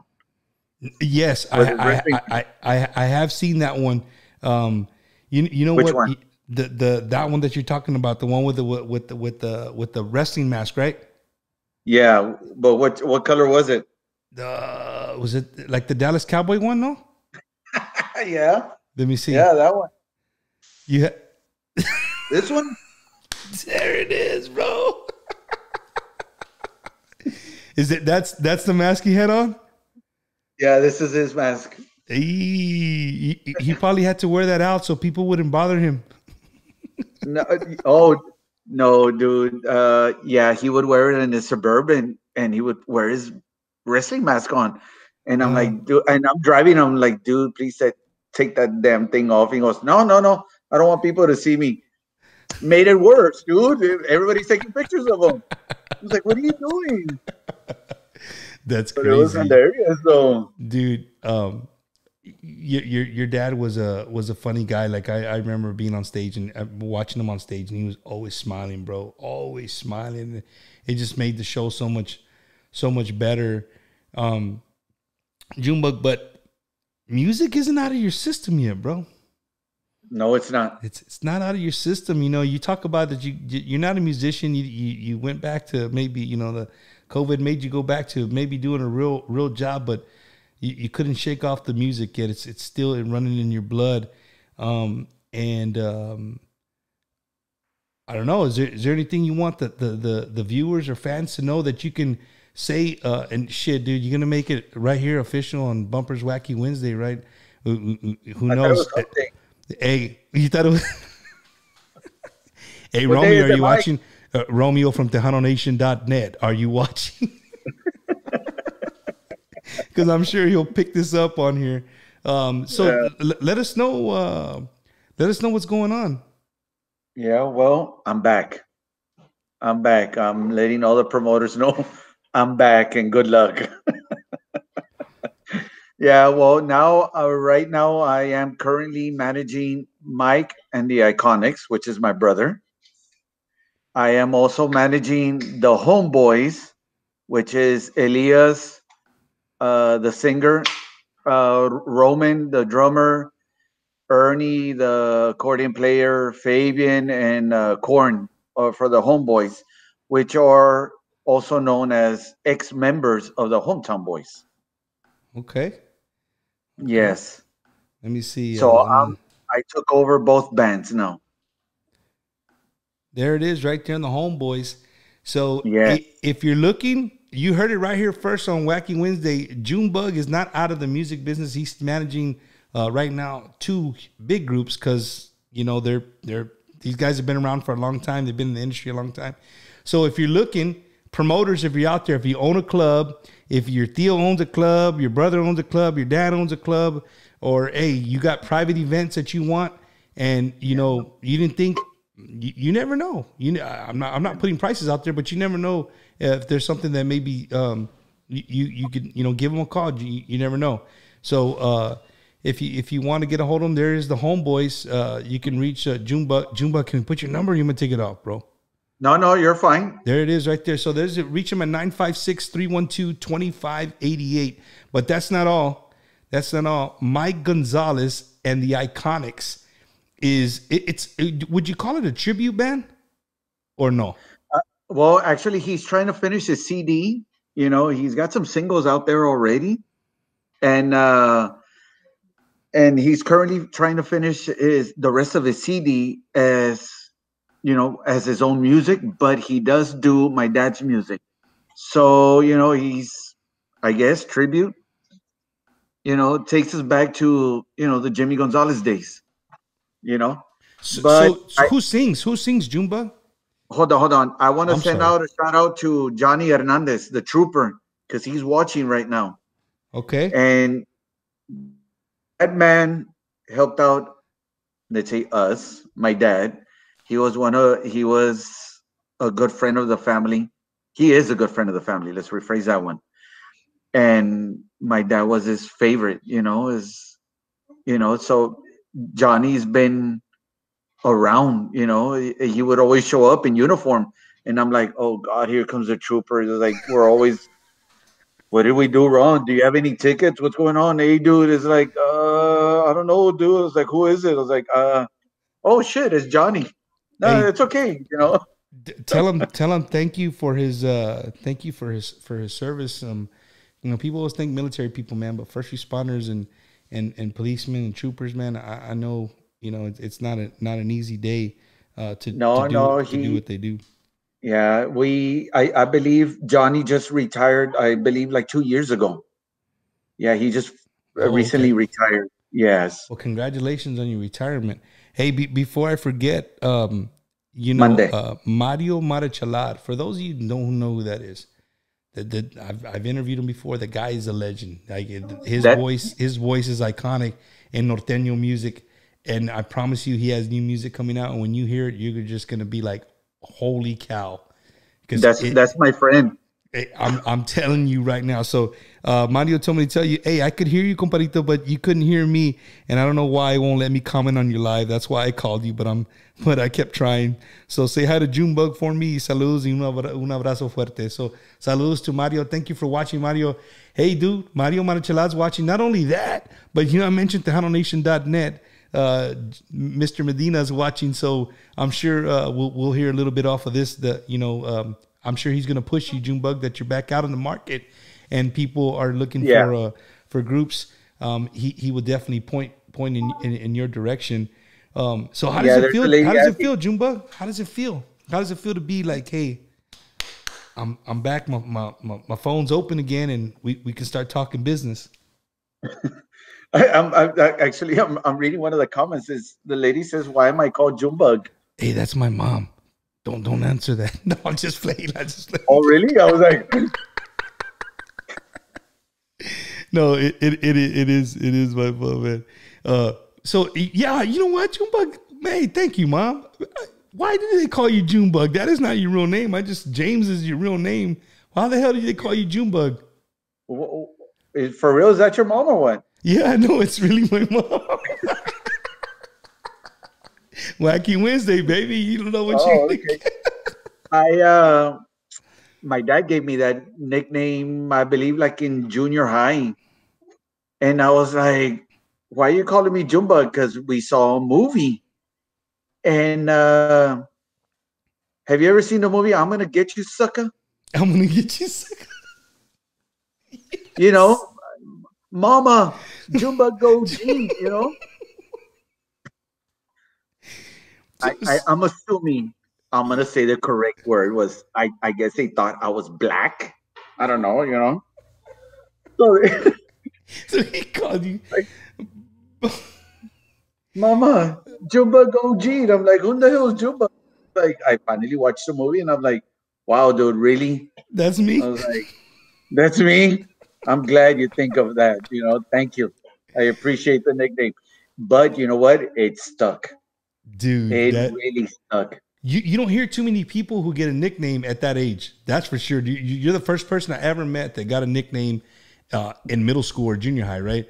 I mean, I had my nickname since I was 3 days old. People don't believe it, but it's true. And people call me Bumper since I was 3 days old. Wow. Shout out to Lucky J, bro. You know DJ Lucky J? Hey, you follow that kid? Yeah, that's the one that was giving away Joe Lopez tickets, and he was playing my dad's music. Yes, I saw that. Hey, but you know what, dude? He plays your dad's music day in and day out. Yes. So, you know, because and then it wasn't that he was getting upset, but he was like, "No, it's not Jimmy Gonzalez as a guitar player," when he was giving away tickets. But he didn't specify it, you know. So that was it. I hear you. But shout out to my boy Lucky J, bro. I just love that a young kid like that is. Yeah, there you go. Lucky J just heard that. Junebug watches and he follows, so keep playing that music, bro. Keep spinning that music, and I'm sure he'll have a bunch of new music with more groups coming your way that you can spin. Let's see what else, and see if I miss any. Hey guys, if you guys are commenting, I'm sorry. It's kind of hard to like read the comments and carry the interview at the same time. I'm a one-man shop. Elias Arredondo, that's the singer for the Homeboy. Uh-oh. Hold on. You there, Junebug? Let me see. Uh-oh.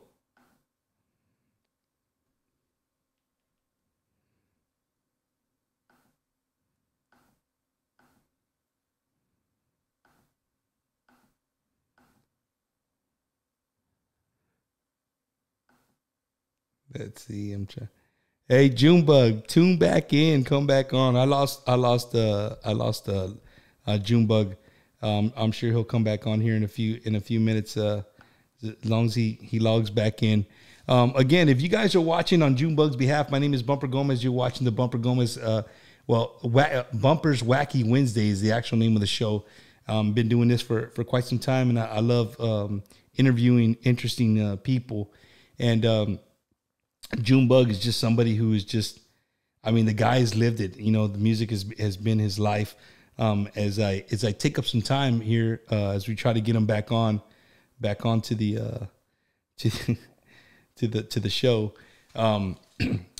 But those of you that are tuning in, again, I do this every single Wednesday at 7:30. We have all kinds of different people. I've been on a roll with some musicians, and I've been having a great time. I've had musicians here in the studio that have played live. I've had all kinds of other people on the show talk about way different things.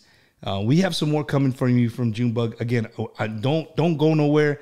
He's coming back on. I'm just waiting for maybe his phone died. I don't know, man. I don't know. Service down there in Brownsville area or something. I don't know. I've been on the other end of it. But yeah, folks, if you guys you guys that are watching, if you have anybody that you think would be a great guest, I don't care what they are. Hey, look who's back. Hey, look who's back.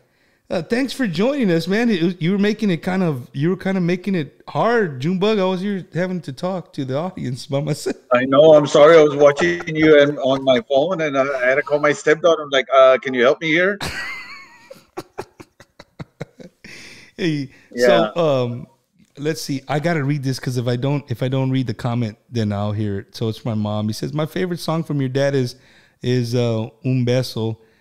But not sure if that's the name of the song. Of course, Mom. It's just one of the lyrics that you like. It makes me cry every time I hear it, and I feel like he knew his time was coming when I hear it. So I don't know. That's what she wrote. Beso, ¿quién sabe? Yeah, who knows? That's probably in about 40 songs that Jimmy sings. Un beso. Yeah, I do want to send a shout out to Mario Marichala. So thanks for him calling and trying to get on. Yeah, man. He's a very good friend of the family. So I see that, bro. I see everybody, all the Marichalads comments and stuff like that. Yeah. So that's pretty cool that you guys are cool like that. Yeah, well, he is an awesome singer. So gotta admit that, bro. That guy's voice is one of a kind, man. People, I'm telling you, man. And just because we're on him, people don't realize how strong his voice is. Like literally, I heard a preview of a song the other day.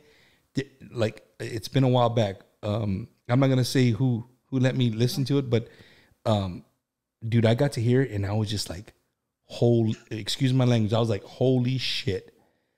When people hear this song, they're gonna freak out. One, they're gonna freak out because they're gonna think it's somebody else when it's really not, because they really don't know music and don't know who's singing what, right? Right. But I can't wait for him to pull out a full album, dude. I really can't. I can't wait to go on Apple Music and see his name and being able to download. So Mario, gracias for tuning in and for trying to call in. We really appreciate it. Junebug. Oh yeah, Bumper. Dale. His daughter Denise is asking if my dad was a huge movie fan, and yes, he was. All kinds of movies. Well, he would. Well, let's put it this way: he would carry a little case with all his movies in it, and I'm talking about movies starting out with Blazing Saddles, Young Frankenstein, History of the World, Part 1, 2, 3, whatever they're called, Shrek, it's like Shrek, bro. Shrek. Yeah. Oh, like, what man. are you doing with all these movies? Dude, that's freaking, that's funny. Because look, dude, that's things that we wouldn't know. Like, who would know Jimmy Gonzalez like Shrek, bro? But see, those are the good movies. And then you have the low budget ones. Was that the Killer Clowns from Outer Space? Dude, that's my son's favorite movie, bro. That's my son's favorite. Hey, Denise put Spaceballs. I'm sure Spaceballs is the other one. Dude, he was like, oh my God, dude, what are you watching? Oh, Killer Clowns from Outer Space. I'm like, wow, dude, you're so embarrassing, dude. My son can watch that movie all day on rewind, bro. He loves that freaking movie. I don't know why, but he loves that movie. Which one?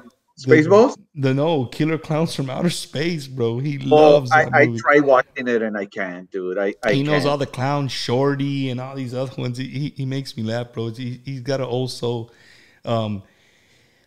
Junebug, now that you got the groups, bro. How are you gonna do it, dude? Now you just don't have one; you have two, and who knows? I might be talking to you in 6 months on another show. I might have you back on the show and be like, "Hey, Bump, I got 5 groups now." You know what I mean? It's just with one, you go and you go. You're gonna be able to. You're gonna be able to do that juggle there. Well, for one, you're talking to Junebug. Two, I hear you. two, I I'm hear a you. hustler. Huh? I hear you. I hear I'm you. a hustler. When I see dollar signs, you know I'm gonna be there. You're gonna make shit happen. That's for sure. Yeah, That's yeah. for sure. I am. I'll be honest. That's why my dad had me. He had me here, and he had me by his side. He had me in the band. He had me collecting. That way, he didn't have to deal with any of these guys. Mm-hmm. So he did show me a lot. I did learn, and I'm still learning. What would dad do? What would he do? Yeah, and then I think, he probably would ask me for a shot of Patron and probably a Corona or a Michelob, but, and then I said, okay, scratch that out, fast forward to the business part, it's like, what would Yeah. dad do? And and I sit and learn and, think to myself, this is what's going to happen. This is what I'm going to do. This is the way I'm going to do it. Cause that's the way dad would love it. And that's what I've done. Yes, it's taken time for me to learn and to appreciate what my dad taught me. And I want to say I have done a good job. And if I didn't, I'm pretty sure I would have been fired a long time ago. But I'm doing a good job, and I'm about to do a hell of a job with my guys from the Homeboys, and then and with Mike and the Iconics. And before both of them, before I agreed to manage both bands, I did have other offers, but I wasn't ready, and I didn't want to take them, from other bands. I'm not gonna just sit here or just take the job and settle for anybody. Right. Because I mean, whether it's it's not like you're gonna do it my way or no. It doesn't work that way. I do ask for stuff. Hey, you need to do this. You need to do that. Let me know. Let me do this. Let me do that. I don't like the way the CD came out. I don't like the way the single came out. Either whether you have to remix or redo the song. And I'm just starting back out again, and I'm already, putting some pressure on these guys because I'm not gonna put up with it. Hey, they're And watching. then They're my watching, brother bro. Mike, Monday. They're watching. Oh yeah, my brother Mike. I have to tell I do tell him stuff. And Mike, you can't be doing this. I don't like the way the guitar sounds. I don't like. If you're gonna play my dad's music, I don't like this sound. I don't like that sound. You got to change it up. And he was like, "All right, Junebug, I thought it was okay or whatever." But then again, you know what? Mike has always been there in the studio with my dad. You know.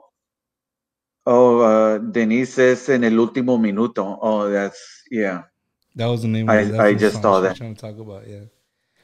Yeah, that's the one that was played at his funeral. Yes, that's the video But I think for Junebug, my dad. I think people knowing now that you've announced that you're back on the market, right? In a sense, right? You're back in the market. You got two awesome groups, Yeah, legendary. yeah, in a professional way. No, I'm back in the market in a professional way. yes, in a professional way. Let's clear that up right away, right? No te van a dar un. Hey, un sape. Like, Oh I'm not wearing my man. ring. Hold on. Where's my ring? No, hey man, I'm happy for you, bro. Like to see you excited about what you're bringing back to the table, and I think a lot of people who are just music lovers in general that really love your dad, followed your dad over all the years through thick and thin, through the good and the bad. to know that his son is out there, and Mike's got the group, and then you got the homeboys, like, it makes people feel good, bro, because you just didn't fall off the map. You're a pin back on the map, and with time, and you got to understand. Like I'm talking, like I know what the hell I'm talking about, but I'm sure you understand that. Everybody's coming back from this thing, right? The snowball has not. It's just starting to roll. People are just starting to roll that snowball, and I would assume by August, September, the snowball is going to be rolling, bro. I think a lot of things are going to maybe not go back. Nothing will ever be as normal as it was before, but I think the music industry and playing live and stuff like that, I think those are gonna start coming more and more and more, which is good for you, bro. Which is good for you. Do you? Yeah, well, I'm not normal to begin with, but I guess that's good, dude. No, bro, that's. I'm glad you say shit like that because it's true, bro. It takes a special person to do what you to have done what you have done and to take on what you're about to do, right? It takes special people. I believe me. I mean, I can see it just knowing the little bit that I do know of the business. Like it takes somebody special, again, like I said earlier in the show, to deal with the shitty people and the good people, right? But again, bro, I think just overall we're just happy in a sense that you're back on the market in a good way. You heard it? In a good way. You're back on the market. So right, and that's why and that's why I want to send a shout out to my brother Mike for keeping my dad's music, his legacy alive. He's doing a great job, playing, and it brings back memories. Big memories. Yeah, big memories, great memories, party time memories, everything. Junebug, if you see me like looking down, it's because so many people that follow you, their friend requests. I guess because I'm figuring that even though that I put it on my Facebook, they won't let you comment unless you're one of my friends, or if you're trying to comment from like a what do you call it page. I don't think it'll let you. I think that's what Mario was having trouble with because it's a star page. Oh, okay. Well, and you can't. Well, watch out because some of my friends are stalkers. So Ooh, I don't know. Chingam. Maybe they think you're cute or something. I don't know. Hey, Jacob Lasoya just said Stone Cold comes out of retirement. Yes, he's talking about you, bro. Stone Cold coming out of it's going on 3 years, because honestly, Bumper, I always said I would never work for anybody. My dad was my last ride. It's my dad's not here. It would be impossible for me to work for somebody because I knew how to control him. I knew how to make him work. I knew what was expected. Whether it was on the road, me taking care of him, getting him on and off the bus, getting him into the hotels. Mijo, bring me Denny. He loved Denny's. The BLT sandwich. Uh-huh. I already knew what he wanted. I had that man. So it was very hard for me to come back into the industry and just manage somebody that I don't think, I'm not going to say it's not worth, but I didn't feel it. I wasn't feeling it. My dad, like I said, my dad was my last ride. The day my dad died is the day I died too with him. My heart, my soul. So it's hard. But it took some time for me to come back. Mike, my brother, finally asked, Junebug, please help me. I want you to manage the band. I'm like, Mike, I don't know if I'm ready. And I'm like, yeah, you're ready. You've always been ready. And I'm like, okay, I'm ready. And then you had Elias from the Homeboys, hey boss, what are you doing? I'm like, I'm watching TV, dude. Don't call me boss, you know? And then all of a sudden, no, I forgot to tell you, you're a manager. I'm like, no, I'm not. You know, this Hey, it's sign no not gonna contract. happen. Yeah, no, you know, but dealing with conjunto, it's totally different, from being just Tejano music. Conjunto, it's another onda. It is another one that's true. Yeah, it is. Yeah, so I'm like, hey, wait a minute, but you know, I put my brain out there, and I know what you do. I know what I'm doing. I've always known what to do, and what I did with my dad, it's I'm gonna do with my brother and the homeboys. There's That's no so doubt good. about it. Hey, Junebug, has anybody ever told you if you really like slow down and not that I haven't been listening to you, but when you really hear your accent and your voice, you sound a lot like your dad when he speaks. People told you that before, I don't know. I bro. mean, I honestly I don't know. I heard myself in a recording, and I'm like, who the hell is that talking? It's like loser. But I you know have. what? I'll be honest. Some of I have, like, they told me a little bit, and then the my brother Joseph, he'll say something, and I was like, damn, dude, you sound like dad. Or we'll laugh, and I was like, damn, dude, that's just dad laughing, dude. And but or the joking part, that's all my dad. You guys You know carry the the same characteristics, man. That's what it is. Just being around each other Yeah, for so long, man. some of the sounds, like, or whatever saying we would say, like "tas caído." Yeah. That's all my dad. Yeah. My dad, no, the "no te aguanto." And Somebody agreed with me, bro. Somebody agreed with me and told me, yes, he sure does. You do sound like your dad. It's just if you really just like, as you're listening to what you're saying, you can just go and I'm playing back interviews that I've seen, and you really sound uh, a lot like him. Um, um, Junebug, you've closed the chat. I want to tell you like this, right, bro? I think when you said that you died, when your dad died and stuff. A lot of people, and I can agree with that, and I can see where you're coming with that. But and as a fan of your families, right? To me, it's more like you would you're a book, bro. That's just a quarter of the book. 4 or 5 chapters. You closed it, bro, and that book has been closed for over a year and some change, and you're starting to open up that book, and now instead of being, you ended at chapter 4, you're going to start chapter 5 right now, and you don't know where that book's going to end, where it's going to take you, bro. That's right, for sure. right. Well, That's the chapters are a lot longer than that because there's a lot of stories. hey, Can we have an extra? We need more paper over here, please. no, dude, I really think. Hey, were you talking about Frankie T earlier? Yeah, Frank T. Yes, Yeah, yeah, that's my boy. he's hitting me up on Messenger right now. He's like, "Hey, tell Junebug something. Let me see if I can pull it up real quick."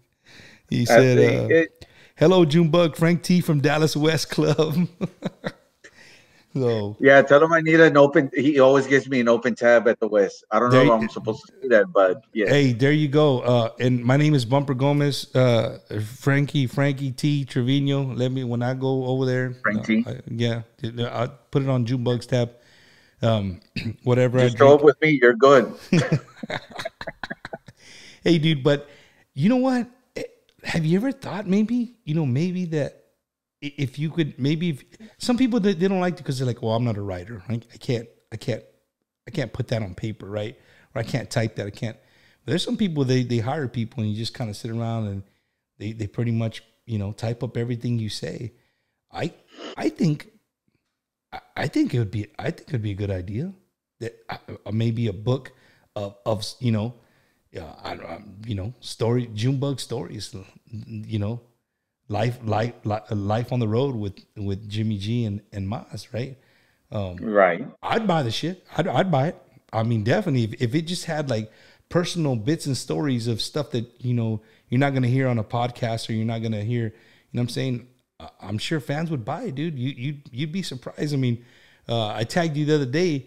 My mom gave me a whole bunch of CDs, bro. And I had a Mazz CD, bro. I had a Mazz CD that was bone colored yellow, dude. And I even I wanted to hear it so bad that I went to the Goodwill and I found the only tape player that they had in there for $6. And I told the lady, "Can I plug it in and check to make sure it works first?" She goes, "No, go ahead." So I bought it. I brought it home, and my mom had given me a whole box of old tapes, and I found that one, and I was like, "Man, please, Lord, just play. Please, Lord." I put it in there, and it played, bro, and it gave me the nostalgia of, you know, growing up and having cassettes, you know, the big box of cassettes and stuff. So people collect that, dude. I see there's people I follow on Facebook that they collect all that old Mazz and La Mafia and old memorabilia, you know, old Tejano, you know, they love that stuff. And I'm sure people would buy a book, bro. I'm sure people would buy a book. I do have some of the albums from the 70s, 80s. I own 2 cassettes. One was my dad's when it was my turn, the cassette. Mm-hmm. And he did that cassette while he was still with Mazz, with Joe and Jimmy. And then the other cassette I do own is off the Más Románticos CD, because that CD was dedicated to my grandfather. That's my dad's dad. Yes. So you have those put away in a very safe place. Yes, those are the only 2. The 2 cassettes I own, and then the rest are albums and the CDs. That's awesome. Some are autographed and some are not. Did you ever ask your dad for his autograph? No. You're supposed to say every week when he signs my check. No, it's IRS. It's cash. There you go. Please make it out to cash. Do not put my name nowhere near this check. Just make it out to cash. Make it out to cash. You're not allowed to have my social security number either, so please make it out to cash. Oh man, I don't know, Junebug. Before we call it quits tonight, that's something that I would look into, bro. I'm sure there's probably somebody willing to go out there and just listen to you. You probably would need a few beers and just get started. You know what I mean? Maybe not a biography on you, just an overall bits and pieces, kind of like what we've been talking tonight. You know what I mean? Just here and there, all over the place. And I'm sure there's a lot of things that you'd be surprised how much things you would express, you know, that you probably wouldn't express in a video or something. But if somebody was asking you, you could, and if they could articulate it well and put it down on paper, people would buy it. We got a new message? What's going on? I'm reading Denise's message. On Kindle, Amazon Prime, and every platform. Preferably, I prefer hardcover books. The next one, I used to write my dad's autograph on the parent permission slip. Mario, if you're still watching, there you go. You need to call Denise and straighten that up. Well, see, that's the thing. I know how to sign my dad's signature too. So, man, I've done some stuff that I wasn't supposed to do because I was like, all right, you know, my dad's crashed out, and I'm like, I want Jimmy's autograph. I was walking to the bus, and I'm like, should I wake him up or not? And I was like, oh no. I was like, all right, the hell. You heard it here first, folks. Junebug just put it out there. You probably got an autograph that's not real. Damn, Junebug, somebody has it on their wall. Like, hey, bro, this is the night I took my lady out. I met her. This is the night I met your mom. Look, I even got Jimmy Gonzalez's autograph. No, it's Junebug's. No, you didn't. So, no, dude, I think it would be something cool, man. Hey, dude, people been hitting me up about this. I want to get your take on it. People say you look like Lupillo Rivera. Yes, I do. So with that being said, have you watched Mariposa del Barrio? No, I haven't. Don't start. Don't just don't, because if you do, you're gonna skip work. You ain't gonna do nothing. It's like a drug, bro. You start and you just gotta finish, and I think it's like 90 something episodes. But bro, what an amazing for me it was Trino, the guy that plays Tino is freaking amazing, bro. That guy, to me, best actor I've seen in the last 5 years in anything, English and Spanish. The guy, hands down. I mean, he's just, you hated just looking at him. That's how good of an actor he was. But but enough about that. But that Lupillo came out a couple of days ago, right? Yeah. That comment, I saw that. He looks like Lupillo Rivera. That was my mom again. Okay, I'm gonna block your mom. For sure. Yeah, I thought stalker. Hey, bro, I'm gonna be honest with you. I guarantee you, I'm gonna throw my mom under the bus. She is right now. She's in an illegal gaming room somewhere in South Texas with her headphones on, the phone right here, and the maquinitas así na. Where is I can send my friends over? Hey, shout out to all the local South Texas maquinita little. If you guys are watching these people take. Where does your mom live? She lives in Beeville, so it's somewhere near Beeville. She probably won't give it away. You're not gonna get lost in Beeville, so trust me. No, there's no game rooms in Beeville. She travels. She does travel. They're like in small towns. Yeah, man. Nice. It's. I would go into another story and make your ass laugh, but we'll talk offline about that. Take the farm road. Yeah, there you go. It is on farm road. Junebug, dude. Again, from me to you, bro. I want to thank you for. I don't know. Have you done a podcast before, or even a live interview like this in a sense for 2 hours?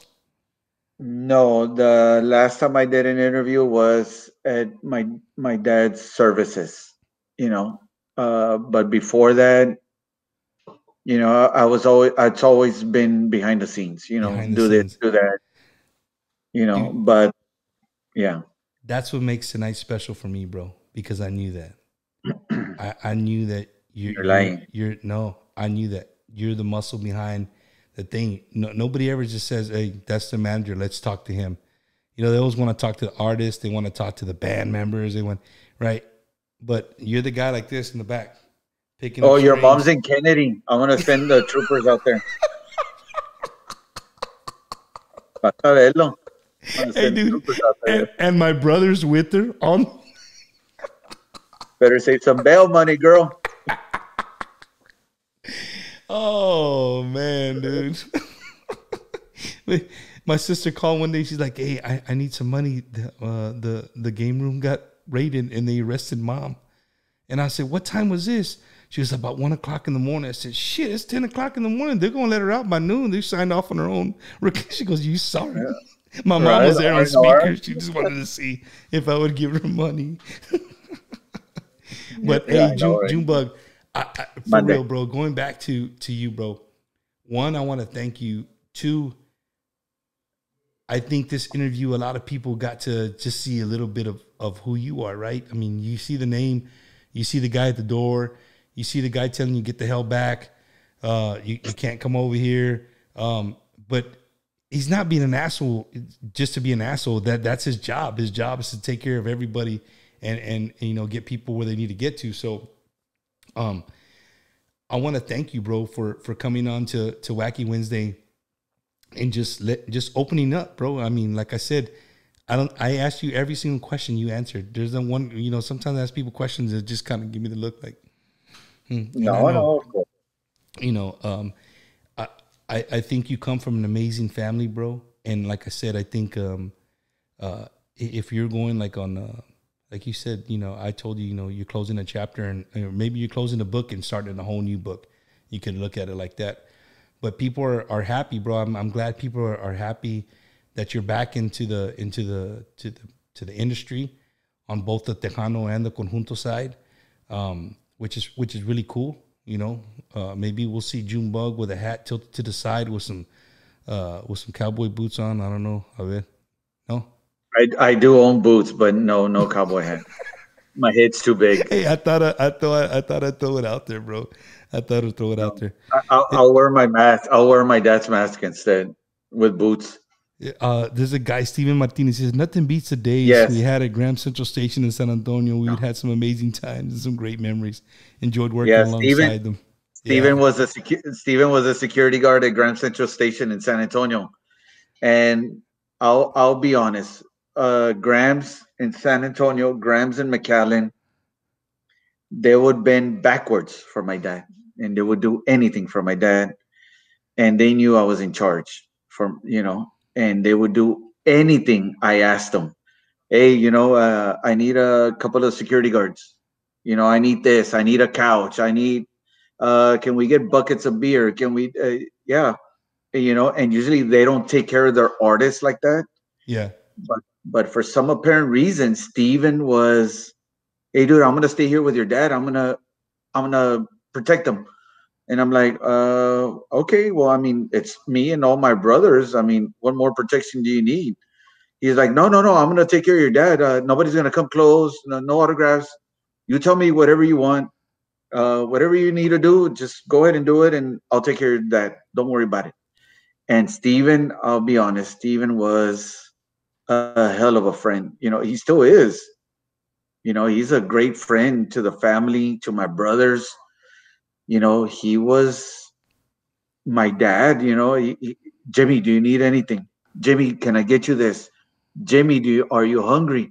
There's food in the front of Graham's, the little taco truck. The taco trucks and stuff. Yeah. Yeah. So Steven was, a hell of a friend, So shout out to Steven, bro. You got a shout out from the man himself, bro. See, nothing goes sword. Go ahead. No, and then that's San Antonio. In Houston, we have a guy named called Machete. Crazy ass name, but yes, he would do anything, and he also owned a food truck, and he would give us free food also. Damn. And then you got a guy from Seguin named Johnny Bibbs. He was the barbecue guy. No, Johnny Bibbs was he's a security guy. Security guy. Okay. Yeah, he works at the Whitewater Amphitheater also. He does security for a lot of the country artists. Yeah, the Texas country artists that hit up that place. Yeah, so he was also one of my dad's security guards too, all over. So it's your dad was loved, bro. You guys were loved everywhere you go or everywhere you went, man. I mean, I've seen your dad in small venues, and I've seen your dad in huge venues. And every place that you guys played, you guys rocked, man. Yes. So, again, Junebug, I'm so happy that you said okay to doing this interview, bro. It really shows who you are. You're a humble dude, even though you've been the rock star, right? You've lived the rock star life. But sometimes, things happen in life, and we kind of re-humble ourselves, and I that's kind of how I see you in a sense. You're still Junebug though, just like you said. You're still Junebug, and you're still gonna do Junebug things and get Junebug things done, which is great. And I think the industry's waiting for you, and that's gonna be badass. There's so many people that are waiting to hear, what's coming. And with that being said, next week on my show, I'm gonna have Junebug's brother, Mike Gonzalez, and the Iconics will be my special guest.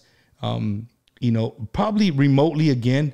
Well, I'll work with Junebug, see if we can work out, but maybe we can get them to if there's a few of them that can sit around and just do an acoustic little jam session. Let us know what's coming out there. Maybe play some old songs. However we can work it out, we'll work it out. But y'all stay tuned next Wednesday at 7:30, same time, right here on Facebook Live on Bumpers Wacky Wednesday. I'm gonna have Mike Gonzalez and the Iconics. It's gonna be a great show. And again, if you're just tuning in again on Junebug's behalf, once we're done with the show, I put all my shows, even though they're live on Facebook, as soon as we're done, I post them to my YouTube channel.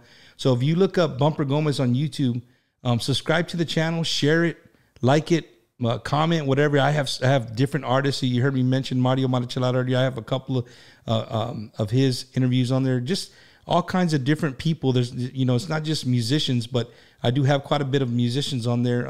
Some live in the studio jamming out, makes it pretty cool. But tonight was special, bro. Honestly, tonight was very, very special for me.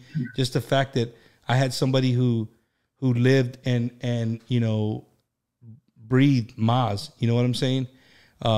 It was just it's a pleasure and an honor, bro, that you were to give me, you know, 2 hours to come on the show and talk about whatever. You know, I gave you no script and nothing we're going to talk about. So Yeah. But and remember the following week after Mike, you have the homeboys. What's that? The I 24th? do. On the 24th, we will have the homeboy. So that goes to my conversation with Junebug. Like I talked to him, he's like, "Hey, bro, I got you booked all month."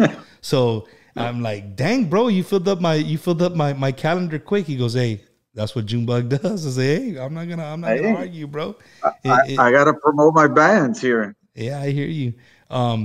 So again, Junebug, dude, thank you from the bottom of my heart, and I hope this is not the last time that we speak. When you come to San Antonio, yeah, I know there's probably going to be a million people that want to see you and talk to you and welcome you back into the business, whatever. But if we come across each other, definitely, I won't hit you up for free tickets because I make a little bit of money. I guess I can pay for the tickets because we gotta get the band members paid. Well, see, now that you say that, we'll be Friday, May 28th and 29th in San Antonio for the All-Star Music Awards. Yes. We'll And be I'll be there. I'm a special guest of Lucky J, DJ Lucky J. He's up for for mobile DJ, online mobile DJ. He's going up against other DJs, and him and his great parents. Yes. They asked me to be their guest at their table. Me and my beautiful wife. So we're gonna go to the awards with them. So, dude, I'm excited because I get to see you guys perform. Yeah, right? well, And I can say, hey, both bands are performing. I interviewed them. I interviewed both the bands, bro, right here. Yeah, both bands will be performing there that night. Plus, Friday we'll be celebrating my birthday, and Saturday. Damn it, boy! In San Antonio. So, are you saying, am I invited? Is Bumpers Wacky Wednesday invited, or? Yes, sir, you are. All right. Hell you yeah! party with the best. There you go, baby. There you go. There you go. But before we close out the show, I want to thank my sponsor, Johnny Walker. You know, Topo Chico Mineral Water, Bud Light. Thank you. I appreciate it. Tito's Vodka. I love you. No, just kidding. I'm sitting here going like, damn, son, that's a big time sponsor. I'm looking for sponsors, especially Johnny Walker. I love it. Oh, man. Hey, so, you saying that, Junebug, dude, there's people that watch this show. I promise you'd be surprised the kind of people that watch this show. So if you Junebug and hey, do you guys have a name for, I know you have Mike Gonzalez and the Iconics and you have the Homeboys, but does Junebug have like Junebug Entertainment or something like that people can look for, or just your name and your number? It's in the works. There you go. There you go. It's in the works. But in this industry, you say Junebug, oh, you're talking about one specific person. There's only one Junebug. There's only one person here. So, but dude, I'm ready, bro. I'm ready to see you out on the road, bro. I'm sure Tejano fans are ready to see you guys. Conjunto fans are ready to see you out on the road. Junebug, I wish you nothing but the best, bro. Really, nothing but the best. I'm so thankful that we got to know each other. You know what I mean? You're easy person to interview. I don't know if you thought how this interview was gonna go. If you were nervous or you're Junebug, you just make shit happen, right? You're gonna go with the flow. And that's kind of how I like to keep the show, man. Just anything and everything. And, we can start in one end and work our way to the other end. Who knows where we will fall in between. But I really enjoyed talking to you, bro. And again, I want to thank you. I want to thank your wife and your family for letting me borrow you for a few hours. You could be doing 100 different things, on the honey-do list. That never ends. So thank you to your family for letting you spend the evening with me. And to everybody watching, man, like, again, No money to be made here, nothing like that. All I ask is if you go to the YouTube channel and share, like, and subscribe to my channel. Just real easy. Bumper Gomez, it's not very hard. Yeah. And just subscribe, man. The Junebug's interview will be on there. The 2 upcoming interviews that we're gonna have with his band, his bands that he manages will also be on in the upcoming weeks. So Junebug, thank you, bro. Again, thank you. Everybody's gonna look forward to seeing you on the road. Say hi. Hey, if you see him and he's busy, he's sweating, he's moving around, it's probably not a good time to say, hey, Junebug, just leave him alone. All right? Yeah. I'm gonna throw that out there. But if he's sitting there chilling, I don't know. Are you approachable, Junebug? Yeah, I'm approachable. If I'm busy, no. If I'm kicking back, yes. There you go. You heard it right If there. you see me with half a beer, it's time for you to buy me another one. You know. There you go. If you want to talk to him, just buy him a beer. You're in it to win it. Hey, one last comment I want to put out there. Denise Marichalar Jimenez put on there. Your dad now lives through you and your brothers forever, Jimmy G. That's for sure. Let me take mine. Before I leave, though, I want to thank you for giving us this opportunity. You know, next week, like, you'll have my brother here on the show, and then the following week you'll have the homeboys. You know, and I want to thank you for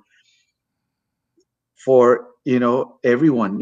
For giving us this opportunity. I want to thank the guys from the band for giving me the opportunity to manage them. To come back on the road. It's something, that I kind of didn't want to do, but, I'm back. The other one is, I want to say hi to my brothers, thank my brothers for being there. We're there for each other, through whether it's thick or thin, we've always been there for each other. I want to say hi to my mom Yolanda. I don't know if she was watching or not. We shoot her a text, but she never said anything. So, my mom and, my wife, my kids, my mom, she raised good five boys, Hell yeah. So that's our only mom right there. And, I know my dad's not here, but, my mom's there for us, So, she I'll be honest, she struggles through with it also.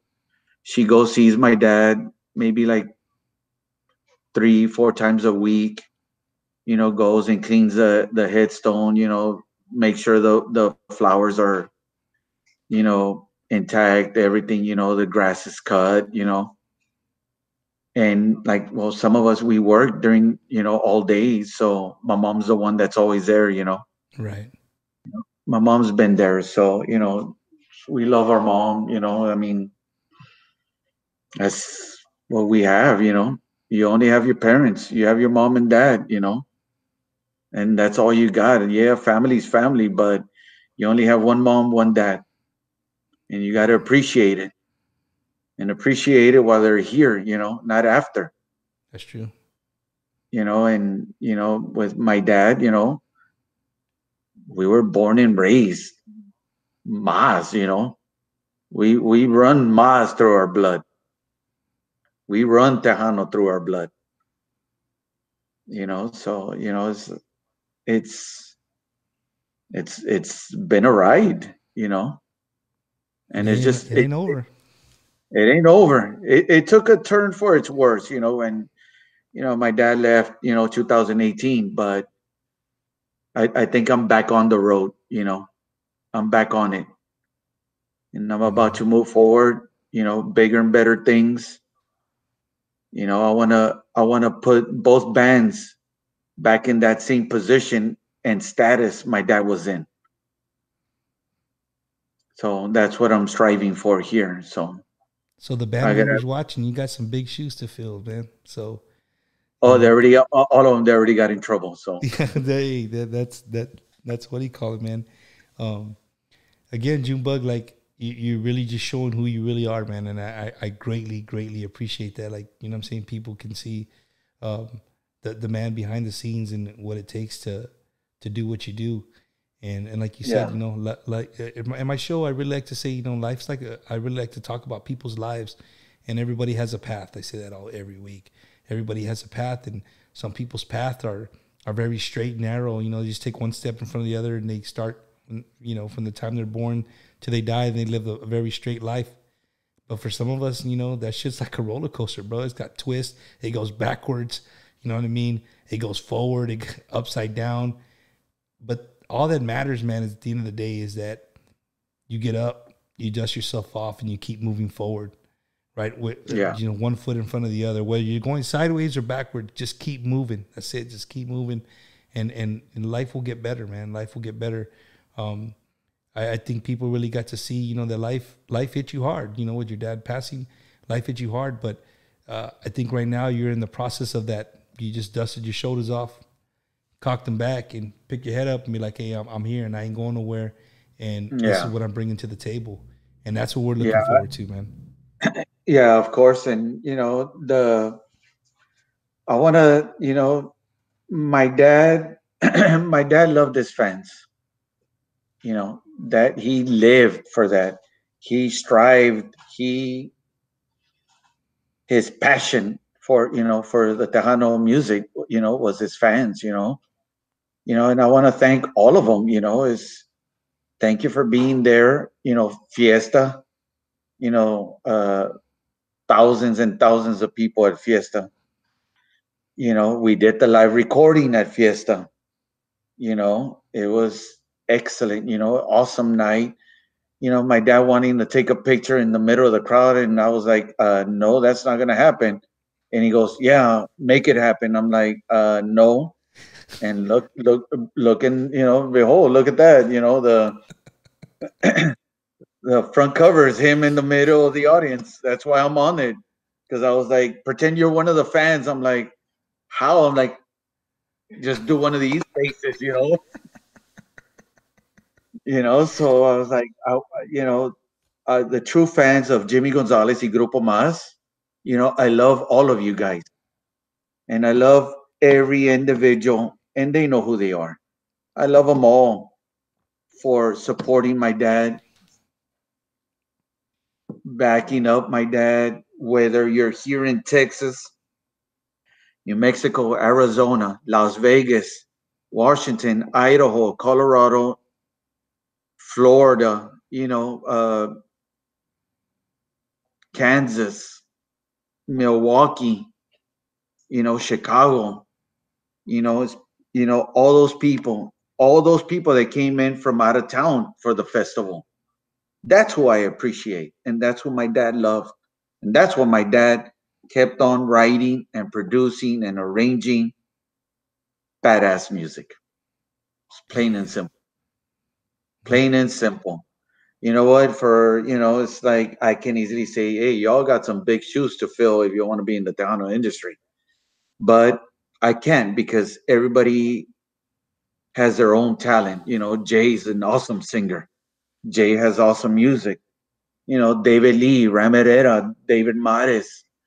You know, Gary Hobbs. Man, I've known Gary for years. You know, you got all these amazing artists out there. You got some, you know, but if you want to be an up and coming Tejano artist, you better put your big boy pants on, you know, and do your own thing. Don't copy anybody and put a hell of a CD. I don't want one song. Don't do one great song. I want all 10 good songs. I don't want to buy a $10, $15 CD just to hear one song. You put them all out there. Bust your ass like the way we all have. My dad busted his ass since the early 70s. And Mazz wasn't his first band, you know. Mazz was like, I believe his third or fourth band, which he made. But he was playing with other bands before that until he decided to go on his own and he formed Mazz. And that was his calling right there. Yeah. And ever since then, he's busted his ass, but he made excellent music. He produced, arranged excellent music. And at the same time, he hired a hell of a singer, which was Joe Lopez. I give him credit for that. He's a hell of a singer. Not now, but he was a hell of a singer. They conquered the Tejano industry throughout all their career, until the band broke up. From there, Joe went on vacation. My dad went on winning Grammys, as a solo artist. That's dedication as being a Tejano artist. And that's what strived my dad. He strived, seeing the people dancing, people taking pictures with him, people getting autographs. That's what he lived for. That's what he lived for, exactly. No, definitely, do that. Yeah. So thank you very much from the bottom of my heart, Bumper. Thanks to everybody who's been commenting. Thanks to everybody who's watching. Thanks to all the DJs. Whether you're on the radio station, you're streaming. Thank you for playing my dad's music. Thank you for keeping that legacy, that man, that legend, the iconic Jimmy Gonzalez alive. Yeah. That's why I thank my brother Mike. I thank him for being there and continue playing my dad's music. There's other bands that can play the music, but you're not Jimmy Gonzalez y Grupo Mazz. It's you don't know what ran through my dad's head in the studio, how he trained his musicians. Don't play it this way, play it that way. Don't play this, you sing it this way, you sing it that way. That was my dad. And that's what he did. And that's what he loved. He's a freaking general. Yes, sir, he was. Yeah, and the other one too, I want to thank you for eating up my time, because I was supposed to be watching Queen of the South from 9 to 10. Thank you very much. I missed it. It was season premiere. Thanks, my bad, bro. Bumper, love you, but I gotta go, asshole. No, just kidding. No, man. But again, bro, Junebug, whenever once we get, whenever you get going again and you want to say, you call me, it's like, Mom, I got somebody, would love to interview with you, or you want to come back on, bro, my door is always open to you. And it doesn't have to be on a Wednesday, bro. Don't always remember that. It doesn't have to be on a Wednesday. I love doing this. I actually do this for the love of life. Like I do this. Like I've been having a streak with Tejano artists, and which is cool. I really love interviewing people, so people get a little insight of what it's like, right? But at the same time, I really just love people's stories, man, and people to love life and enjoy life, and don't take for granted what you got. You know what I mean? Because from every story, I'm sure somebody got something from your story tonight. You know what I mean? Whether you think so or not, one person, two people, whatever. And it's like I said, if I have one viewer or a million viewers, to me, it's all the same. We just reach out to one person. I'm happy with that. But dude, I will be sending you the singles though for both bands. There you go. Well, I'll be. You got my email address, and I'm sure I'll talk to you again before next week with Mike G coming on. But yes, sir. Junebug, thank you so much, bro. Keep doing what you're doing, bro. We all love you. We all believe in you. And we all look forward to seeing yourself and all your groups on the road, bro. Yes, sir. Thank you. I appreciate it. And thank you for giving me this opportunity. And thank you for, I guess, bringing me back alive. I haven't done an interview since my dad, So, yeah. And actually, you're the first interview I've done I'm going on 3 years. So it's very difficult. It's nothing until you feel that pain, you know what I'm feeling. Yes, sir. I lost my mother-in-law in January, and it's not the same. And I love my mother-in-law and everything. My wife and everybody, but Until you feel that pain, what you've lost, then you will feel my pain. You know, it's nothing, it's nothing that you want to see or encounter, but así es la vida, you know? It's part of life, bro. It's part of that path, man. Yes, sir. Yes, sir. Yeah, For exactly. sure. Yeah. So, bueno, Junebug. Love All you, right. bro. Gracias. Love Thank you you too, so brother. much. Thank you guys for tuning in to another episode of Bumper's Wacky Wednesday. Every Wednesday at 7:30 right here on Facebook Live. I hope you guys enjoyed the show. If it was your first show watching, again, thanks to Junebug and all of the Mazz family. Look forward to seeing you guys on the road. Y'all have a good evening.